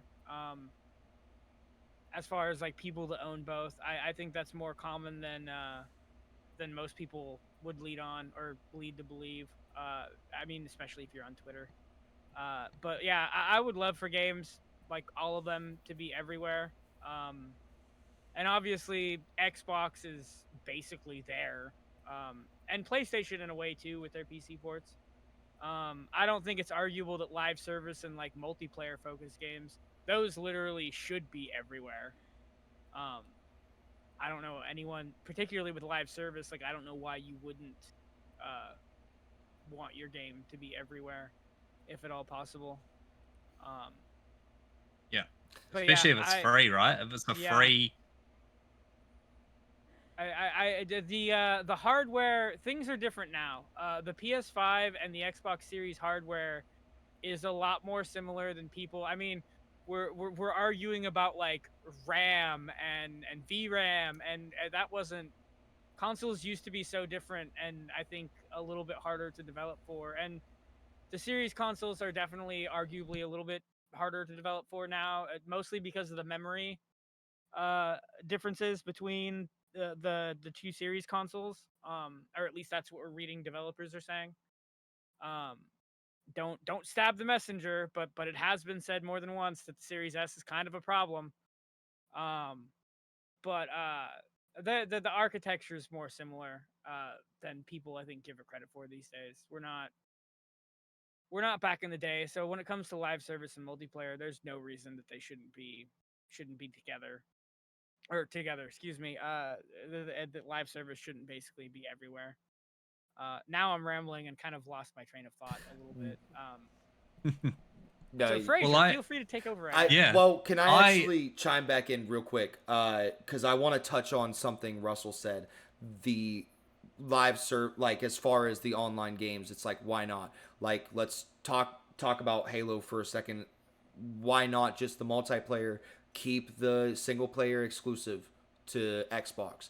I mean, what's the harm in that? Now you're getting the multiplayer support from PlayStation players. You're getting the microtransaction from PlayStation players. It's a free to play. Why not? Why not have Gears of War multiplayer? I assume as much that the next Gears of War is probably going to have a multiplayer mode that's free. Like Halo, maybe I'm wrong, but maybe they try to take that same model. But why wouldn't you try to make sure that that's available everywhere? Because you need players. It's so important to have players. Take the campaign, make that exclusive. Who gives a shit? Because guess what? PlayStation players, they haven't been playing the Halo campaigns. They don't care about the Halo campaigns. And not even everybody who plays Halo cares a whole bunch about the campaigns. Because you're definitely going to talk to some Halo fans that are like, oh yeah, I'm only here for the multiplayer. Just like Call of Duty. But the PlayStation... I like the campaigns. Yeah, I know, me too. But the thing that I really wanted to touch on that you said was the PlayStation thing. PlayStation doesn't have a reason to bring God of War 2 or Spider-Man 2 or Ghost of Tsushima. They don't have a reason to bring it to Xbox. I don't foresee them bringing it. I want them to, but I don't foresee them bringing it because of what you said. Like, it is bringing people to PlayStation. Their model of bringing it to PC a year after its release has been great for them because people like you, Russell, who have a PC, you don't care. You'll get to play it eventually. It's all good. Like, you're not stressed to play it day one. But if you are, go buy a PlayStation. That is a reason to buy a PlayStation. That's their gimmick. That is their Game Pass. It is their Wolverine. You know, we're all excited for Wolverine. You're going to be the one person, you're going to have one place to play that on day one. So go out, buy your PlayStation. There's a reason for somebody to have a PC. There's a reason for somebody to have a PlayStation. Do you care that much about Game Pass to have an Xbox is the question. But yeah, I agree with you. I would love to see Helldivers 2 come to Xbox. I see that there's a need for it, a reason for it. What are you doing with Concord? Like, I'm not even going to get into that discussion, but it's like, that would be really useful for games like Concord to be on Xbox. And why aren't we making these multi-platforms? They've already said that next Bungie game, Marathon, that's coming to Xbox. Maybe they've changed their mind. But, I mean, these multiplayer games need players. I'm not going to keep repeating myself. But, yeah, I agree with you. Why would they bring... They have zero reason to bring God of War to Xbox. Yeah, I don't foresee PlayStation exclusives going to Xbox, which is also, I know, caused a lot of Xbox gamers to then question, well, why the hell do I have an Xbox when I can just go to PlayStation and I'll eventually get the Xbox game? I think that a lot of Xbox exclusives, at least for a while, won't be going day and date to PlayStation. I kind of raised an eyebrow at that Blade game when it was announced, and it didn't say that it didn't say at all, I don't think, what platforms it was coming to, which I thought was really, really odd. Again, I want to say with Xbox, you need to pay attention to what they're not saying, rather than... What's up? Can I ask you a question? So what do you think the answer is to, well, why have an Xbox?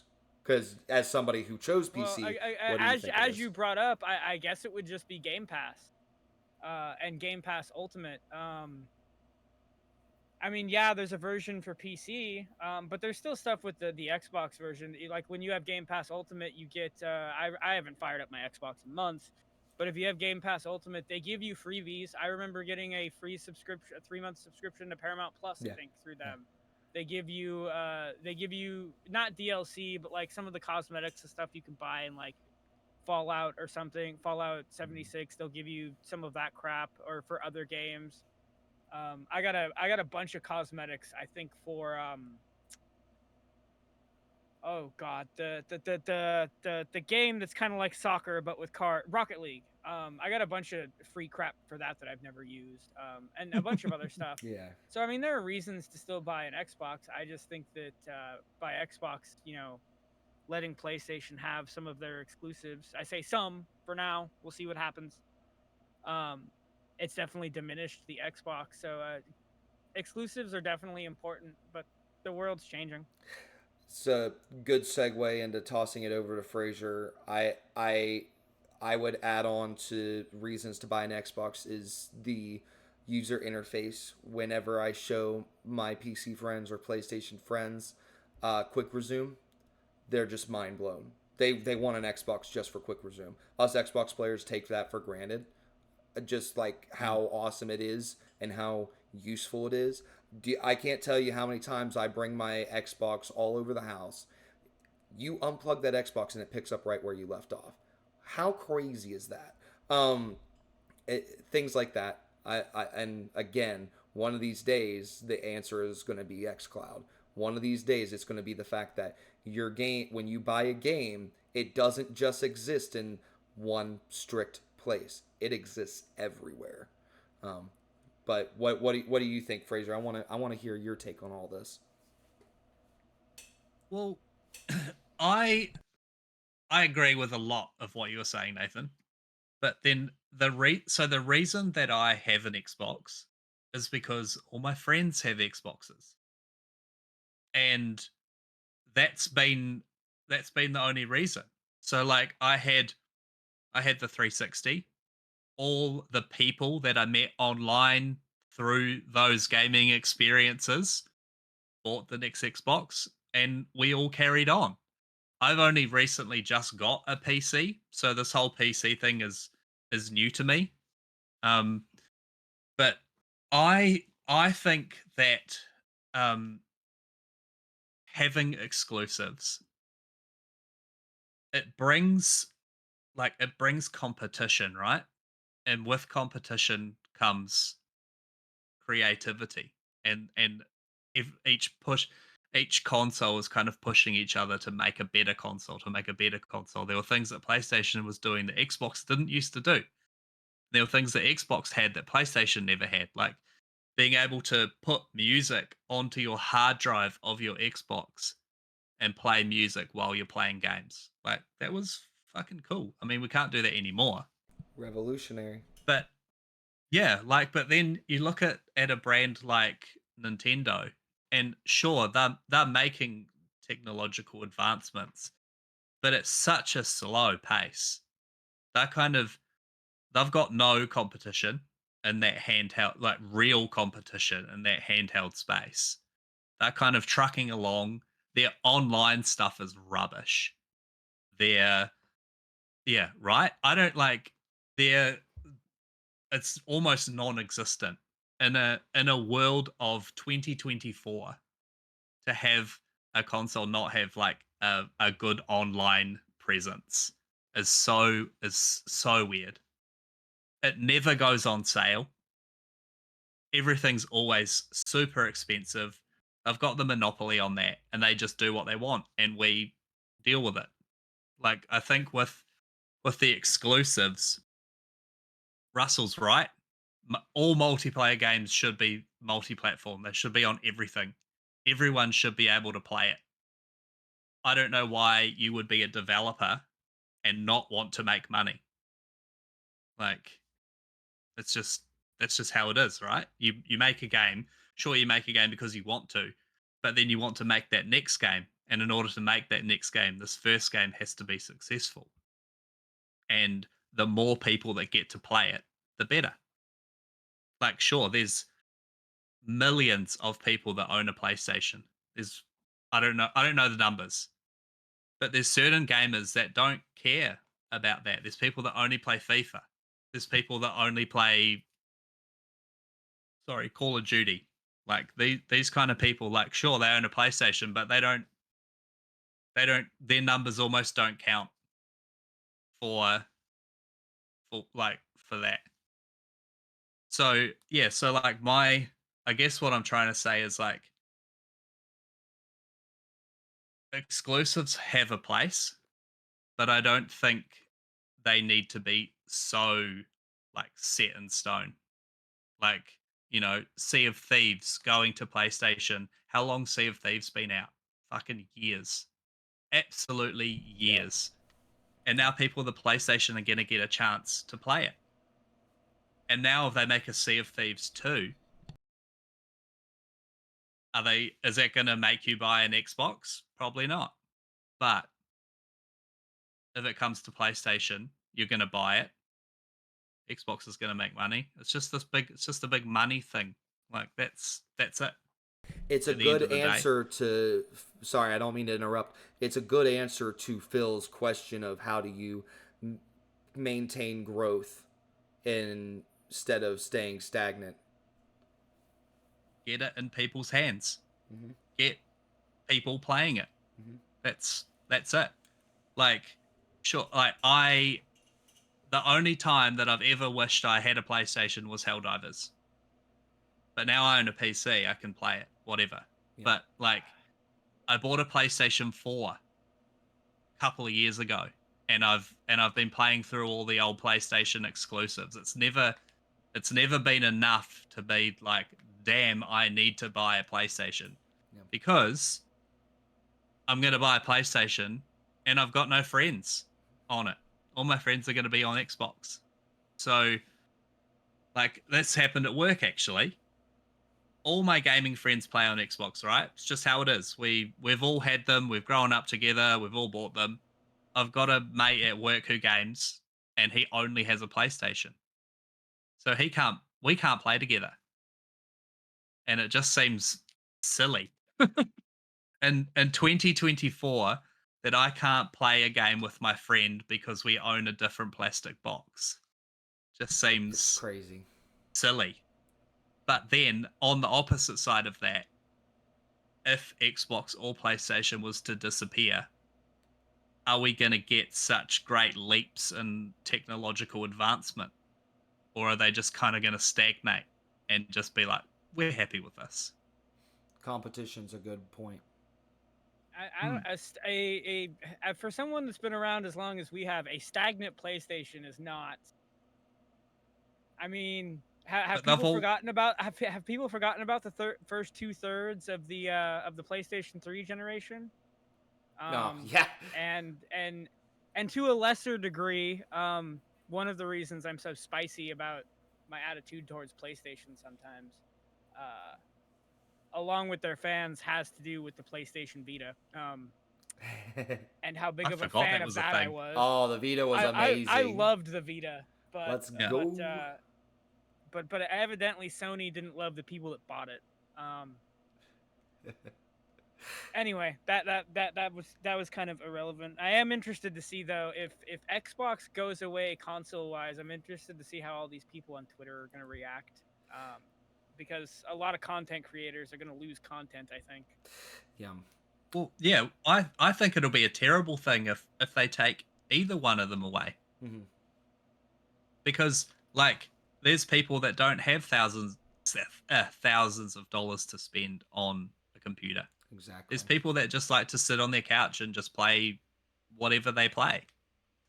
And if you take one of those things away from people, I think it's going to be detrimental to everything. Yep. And especially let's talk about the fact that let's look back at the Xbox One. If they Mm, get the timing wrong, again, detrimental. How detrimental would it yep. be if they got the timing wrong again and tried to be like, oh, we're not going to do a console. We're going to do only cloud. Then people are like, okay, so my whole library is here on this cloud that I can't get to fucking work. I just spent $70, and who knows, at that point maybe it's $80. I just spent $80 on this brand new game, and now I can't even access it because of my AT&T connection. My Verizon connection isn't that great. I can't afford AT&T. Yep. I'm using Mint Mobile and it's not as good or something. I don't know. I don't know enough about cell phone companies. But like I agree. It's shady. I don't think people should get overly concerned about consoles going anywhere.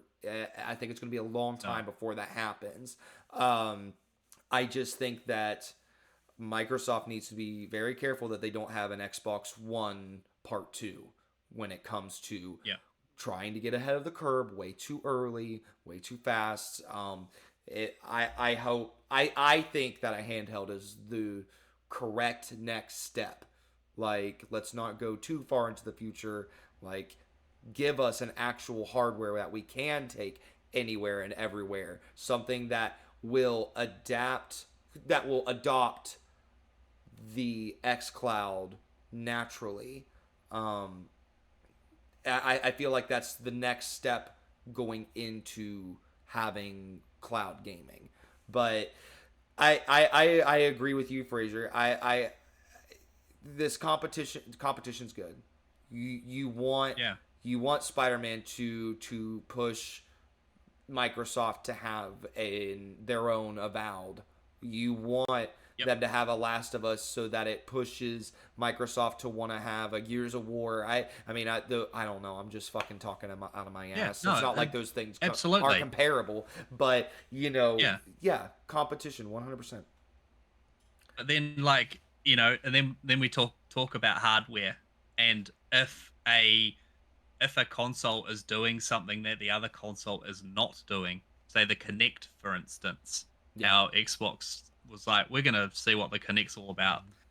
they dove into that. They started to introduce like, and do you know what? PlayStation had nothing like that. Nope. That Well, that's no, they had the what is move. going They to had the make move. people. Yeah, but it was no way near. I mean, it was shit. They they didn't put in the they didn't put in the research and the time to make it anything really, did they?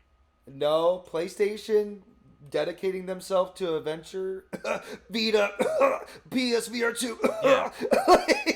Like, and so like that is what is gonna like make people buy a console. Like I don't think a specific game coming out. Sure, I love Spider-Man. I think it's great. I don't own a PlayStation, so I can't play it. Mhm. Kind of sucks. Yeah. Kind of sucks big time. But then say like with a Connect, for instance, like they release some sort of Connect game, some sort of something, and PlayStation doesn't have that technology. Or like the VR thing, like PlayStation VR. Xbox doesn't have that. So if I want to get into the VR kind of thing, that's where I need to go. And sure, like those sort of games coming out are going to make people be like, "Oh shit, like maybe PlayStation is the way to go." But mid console or mid generation, sorry, a release of a game on a console is not going to make me change mid gen. Not at all. I don't blame you. How do you feel about PlayStation Plus Extra versus, well, or have you really ever looked at the catalog? No, because I don't have a PlayStation, so I've never looked at it. But what tell me about it. What's the So PlayStation has three tiers, right? You've got Yep. PlayStation Plus Essentials, which is what we've always had, where you get three free games, some other Yep. extra perks or whatever, and it also pays for your online capabilities, um, cloud store game service, Yeah. saved game data storage, which honestly is my personal biggest gripe against That's PlayStation. bullshit. It is bullshit. Russell's got something to It- say about oh that. my gosh, No, yeah. I just wanted to say that's Yeah. bullshit. Yep, Playing for Yeah. cloud saves is fucking bullshit. It really is, because let me tell you, I have legitimately I have had my own game saved locked behind a paywall. And when that happens, it's Oh. like, oh yeah, fuck this. Like, that is my biggest number one gripe with PlayStation is the cloud, because I'm not paying for it. I've been trying to cut out like different expenses, trying to see where I can make cut corners, where I can and can't. I'm realizing that I can't cut that corner with PlayStation because of things like that. Because I'm just like, Yeah. well, fuck, like, I deleted this game, now I gotta re-download it, and I don't have the save data. Also, all these essential games that I've been getting for free over the years, can't even access them. So I have this huge library that I can't access. And that includes some of my regular games that I go to sit down and play with Megan, and I can't. So, anyways, Extra is kind of their answer to Game Pass. It's good. It's good. They just added The Witcher 3. They have most PlayStation exclusives. Most. Yeah. They've been doing a little better with day ones. We're getting I say we as if I'm subscribed. I want to, because Harry Potter Quidditch is coming to it for free. Yep. At the beginning of next month. Cool. That's a day one game. Yep. Then Yep. there was the cat game. What was that? Gora, something Street, Gora. Stray. Yeah. Stray came out day one free. There's Meet Your Maker came out day one free. I know there's other ones that I'm forgetting off the top of my head. So they do get day one games. Not a whole bunch of them, nor are they big AAAs like, Gears of War, Forza, or Black Ops or anything. But when you're talking about having a PlayStation, it's your only console, and doing the exact same thing you do with your Xbox, paying an extra $5 or whatever it is to get those extra games, it's 100% worth getting. I only know one person who didn't go the extra mile for no pun intended, the extra mile to get extra. Just because he already has his entire library. He's big into gaming. He buys these games as they come out. So then by the time extra came around, he's like, I already own all of it. So I don't blame him. I mean, I would probably do the same thing. Premium is pretty cool if you are into retro games. New, right? No. Premium for PlayStation actually means older games. They've got backwards compatibility games from like PS3, PS2, PS1. They're still porting over games and stuff. One of the things that I've noticed is a lot of the games that they bring to Plus and Extra and Premium is games that were already on their old PlayStation streaming service. I can't remember what that was called, but they used to have one that was like a cloud service you paid $20 for. But it's like they just kind of like been slowly bringing back their old catalog, and then being like, hey, look at these new games. It's like, bitch, I've been playing this for a while. But they just brought Metal Gear. I mean, maybe I'm wrong because time is a flat circle, but it's like they just brought Metal Gear Solid back not too long ago, and they had that originally in their old service, and it took them a good while to bring it back. So it was like it went away there for a while, and when they started a new service. Were you going to say Russell? Oh, I'm looking at the tiers right now. I'm on the PlayStation website looking at it. You said premium, and I was pointing to myself about the classic games. Oh, okay. Mostly. Okay. I have something to say about this essential tier, but that can wait a few minutes. I know you go ahead. I'm all done. This entire essential tier is fucking bullshit.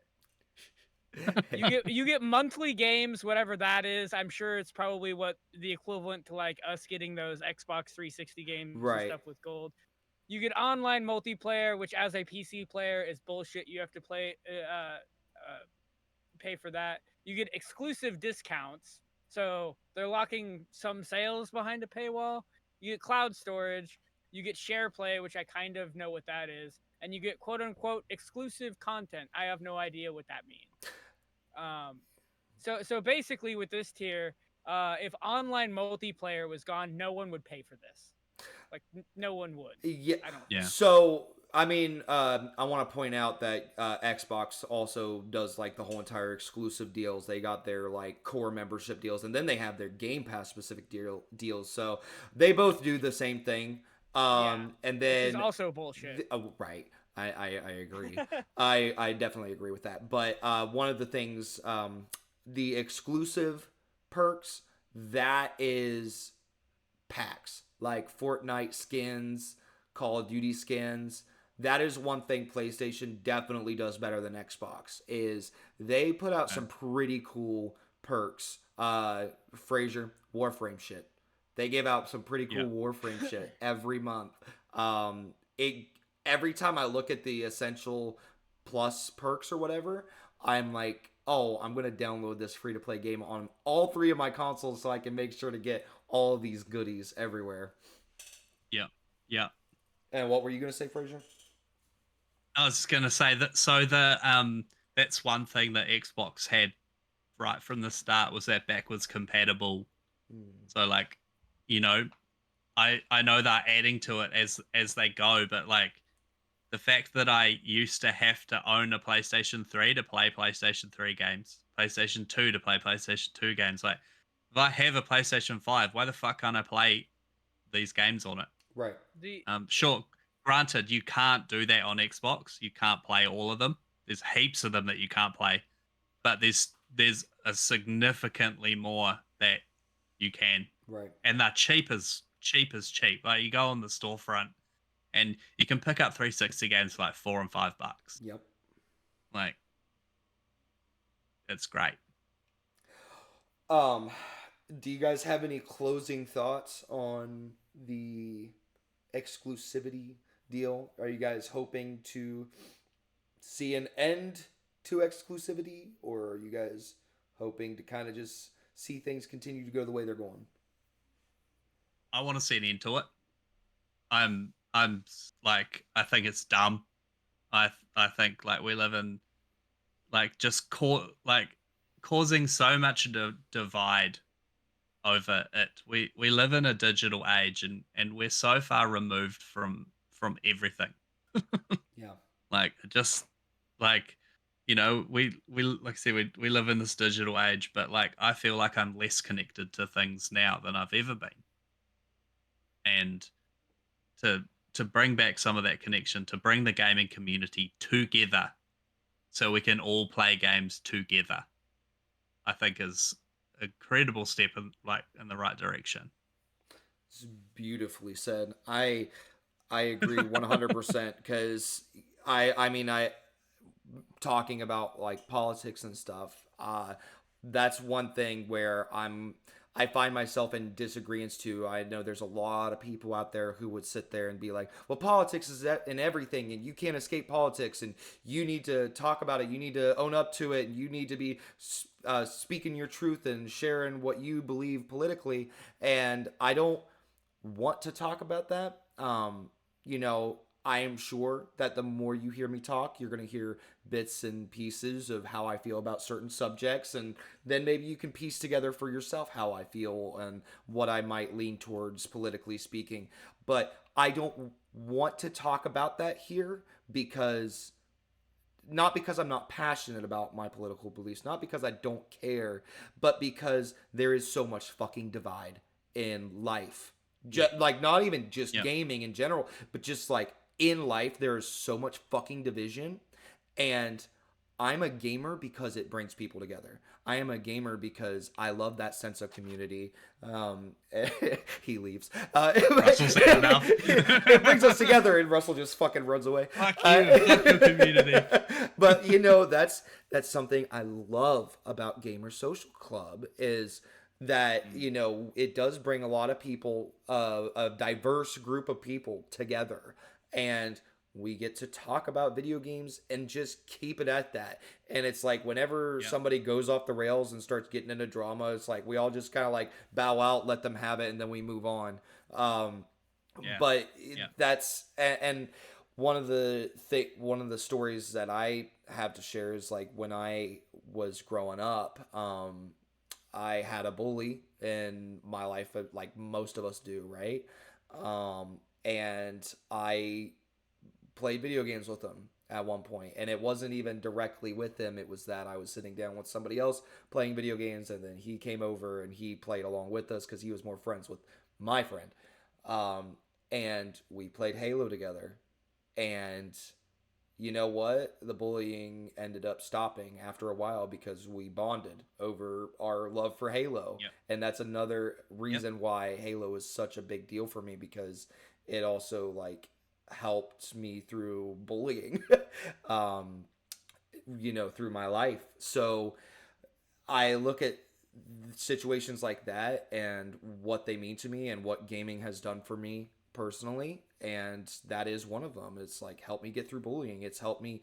It's also been a big connection point when I meet somebody and I'm like, I bond with people over video games. Like Fraser, we've only known each other through video games. We wouldn't be here without video games having this relationship that we have, and me and you have synced really well in the short time that we've known each other.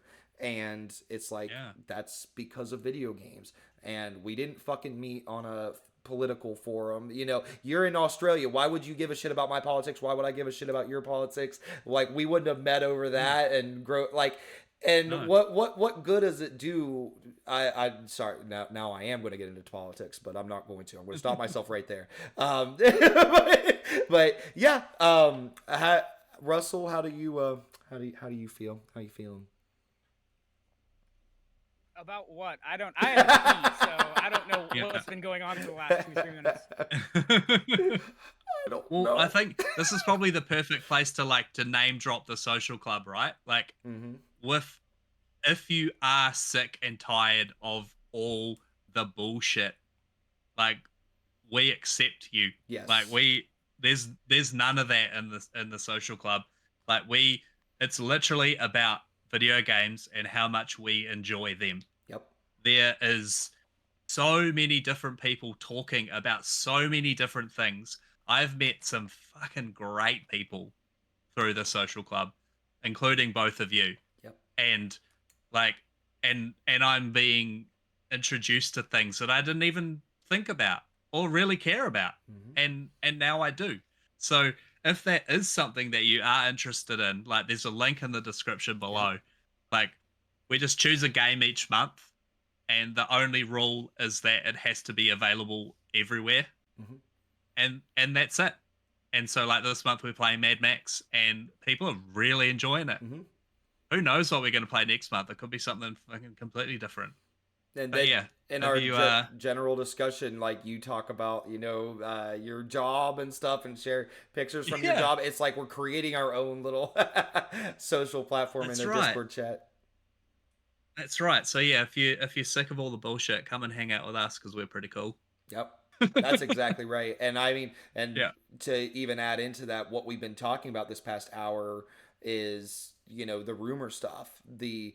That's kind of Dano's big thing, the guy who started this. If you're a first time listener, that's kind of Dano's whole thing, is not wanting to get into rumors because the rumors just create division. They create arguments that end up are stupid to begin with because they never came to fruition.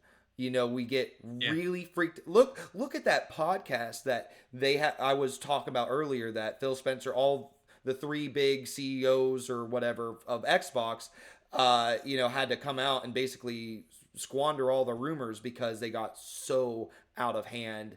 And, there's no need for it. Again, it's just another thing that causes division. And if you are against division, just want to be there for the social part of things, social gamers club, right? But Right. I love this place. It means a lot to me, and I am, and that's kind of the big reason that I hopped on board with the Gamer Social Club, was when Dano was sharing his call out for people who wanted to work on the website. My thing had always been, whenever I start my own streaming thing, if I start a podcast or whatever, that was the top of my priority list. Was I wanted to be a place for anybody and everybody to come together and just talk video games. Enough of the bullshit. Put all the bullshit to the side. We're just here to talk about video games. And like, if you're gonna come here to hate on each other, hate over each other, the games that people are playing over, get out of here. Like, if you're gonna come to the comment section and be like, and be assholes about what games we're playing, or be assholes about, I can't believe you guys have these trash opinions on this game or whatever. It's like, okay, like, I mean, we're not gonna kick you out. You're more than welcome to stay, but we're not gonna interact with that kind of behavior. At least I'm not. But well, I guess the last thing that I was wanting to do was talk about like just some upcoming games for the week. Yeah, let's finish up with that. Yep. And just see if there's anything that's interesting for you guys. So for me, it's Saturday morning. It's the 17th. Okay. So I guess like what I was thinking is we'll just go from today until Friday. Okay. And I haven't got a lot this week. These are like the bigger ones. And we'll just see if anyone's interested.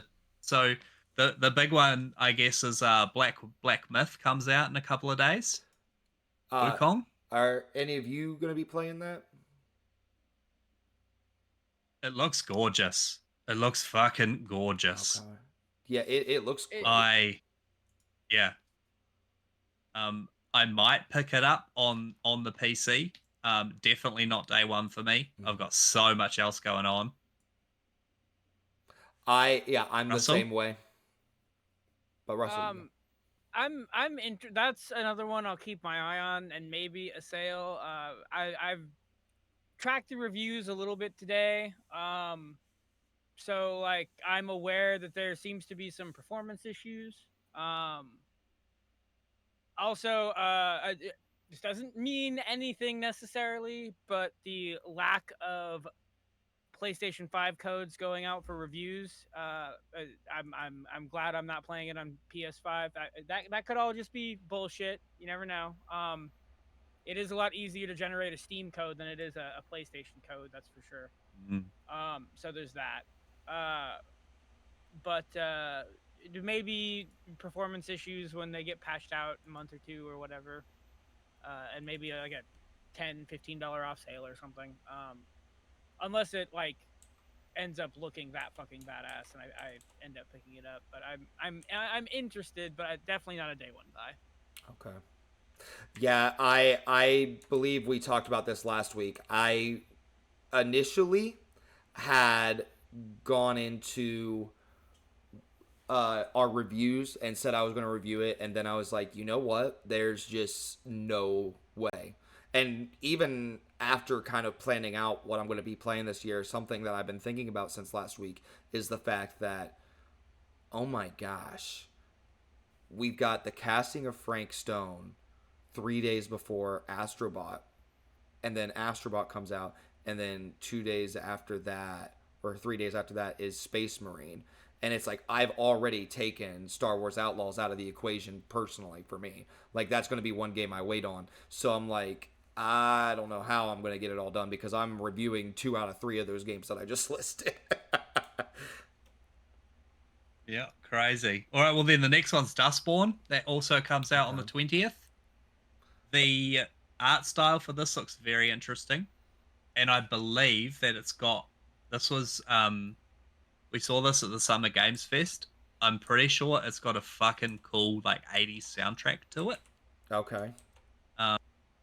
I think I'll be taking a look at this one for sure. I don't think it's going to be a big underhaul, like an overhaul. Like I don't think it's going to be a massive game. Which I'm good with at the moment. I can't deal with massive games. I had to put down Metal Gear 5. I've shelved that for the minute. I was just investing so much time into it and getting nowhere. So you did drop it. You're. Do you think you'll ever go back, or are you gonna just kind of? I will. Okay. No, I will go back. Okay.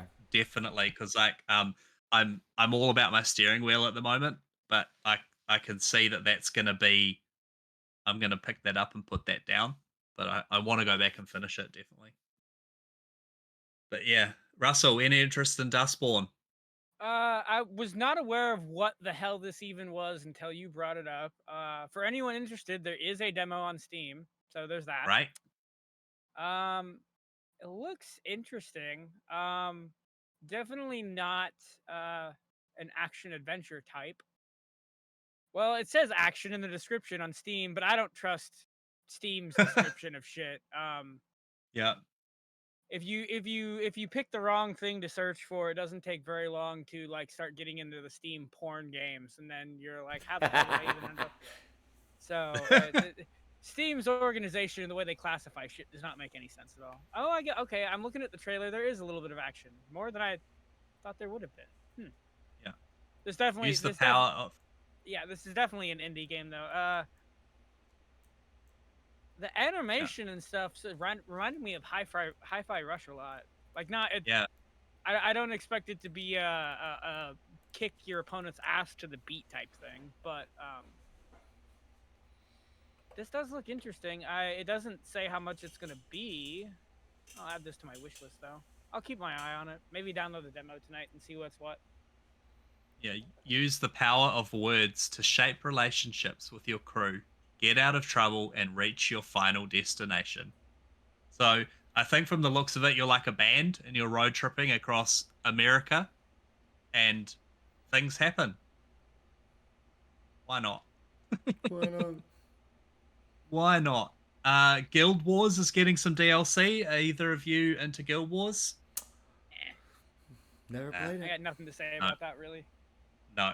I've got a couple of friends who will be playing that, but that's not Okay. my jam. Okay. So I'm gonna butcher the name. Enortia in in Enortra. Enotria, the last song. Is that anything that comes out on the 21st? Nope. Nope. I'm trying to figure out what the hell this is. I believe it's that puppet Dark Souls thing. The last song is a Souls-like set in a beautiful sunlit world inspired by Italian folklore. Define Steam Souls has got this. Steam has got this. Steam has got this dropping on September 18th. Interesting. It must have had a September 19th. What are you looking at as far as? I don't know where you're looking at the stuff coming out or what you're on right now. It must be out of date. This must have had a change. Yeah, I've got this. This is pushed back till the 18th of next month. Oh well, it does look interesting though. I will be the Souls peeps out there. I mean, the category of Souls like is almost like making me want to. So oversaturated. Yeah. So I think for me the world is what interests me. Based on Italian folklore. Look interesting, but I don't know anything about Italian folklore, so might be interesting to get some bit of a history lesson. Why can't I close that? And then the last of it is Concord. Oh, Nathan, you'll be on that. Yeah, I'm gonna be busy with that. Well, I think that comes out on Thursday. Is that right? Wednesday or Thursday? You would think I would know. Sure. But yeah. So let's just go with Thursday for sure. I'm sure I will be doing some covering of that. I'm sure I'll post some gameplay, maybe even go live. I don't know. So again, that leads back to what we were talking about. Like, you're playing it, you're excited about it. I don't have a PlayStation, so I can't play it. Yeah, you can play it on PC. I'm gonna be playing on PC actually. Not even gonna no, I always forget. Right? I always forget about PC. Yep. I'm sitting in front of a monster rig that I've got, Yep. and I'm like, I can't play that. No way. Can't play that. Definitely not. I saw your I was stalking your Steam profile, and I was like, oh yeah, you've only played like 6-7 games, and they're mostly like Warhammer games. Yep. I've played sweet FA, mate. Yep. Sweet FA. I do know. Weirdly enough, I always forget that like I can even play games on my fucking computer. Right. Like, I don't even know why. Mm-hmm. I don't. I'm like, a game's coming out. I'm like, oh, it's on Xbox. I can't play it. Yeah. But I mean, it's fucking stupid. You open up Steam and like the first thing you get is, what is the first thing that I can see on Steam when I open it? Oh, Hellbreach. It's that Vegas thing. Oh yeah. Yeah, because I searched it. So, to finish, that was the last of next week's. Yeah. Okay. Big ones. There's some fun little ones coming out, but really. I meant to start off the episode with this, but I think I've already mentioned it. I'm running off of 3 hours of sleep. I told Fraser before we started, I was like, I'm going to need you to host because like I don't have the mental capacity. Honestly, I have no idea how I did. Hopefully I didn't ramble too much, but like, or ramble nonsense anyways.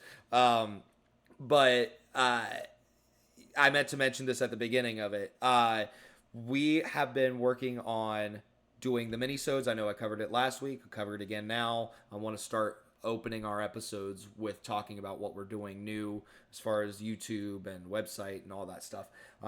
So currently we are starting mini episodes, which is nothing new. It is just these exact episodes segmented. In fact, I saw your confused look on your face. I messaged Fraser the timestamps of how I was going to break up this episode.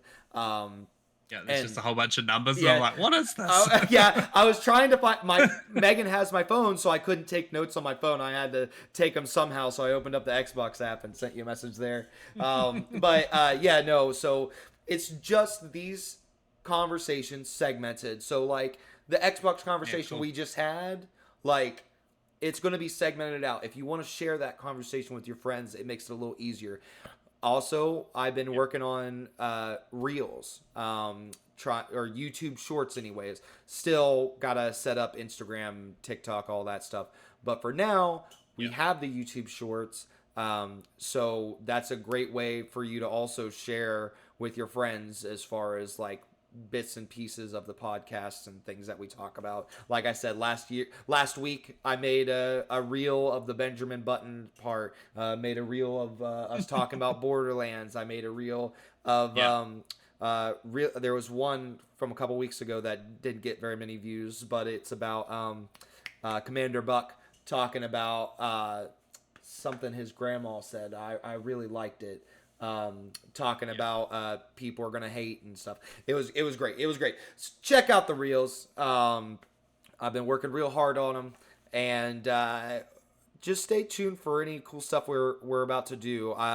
We got some cool stuff in the works. I got a sick project that I cannot wait to share with everybody.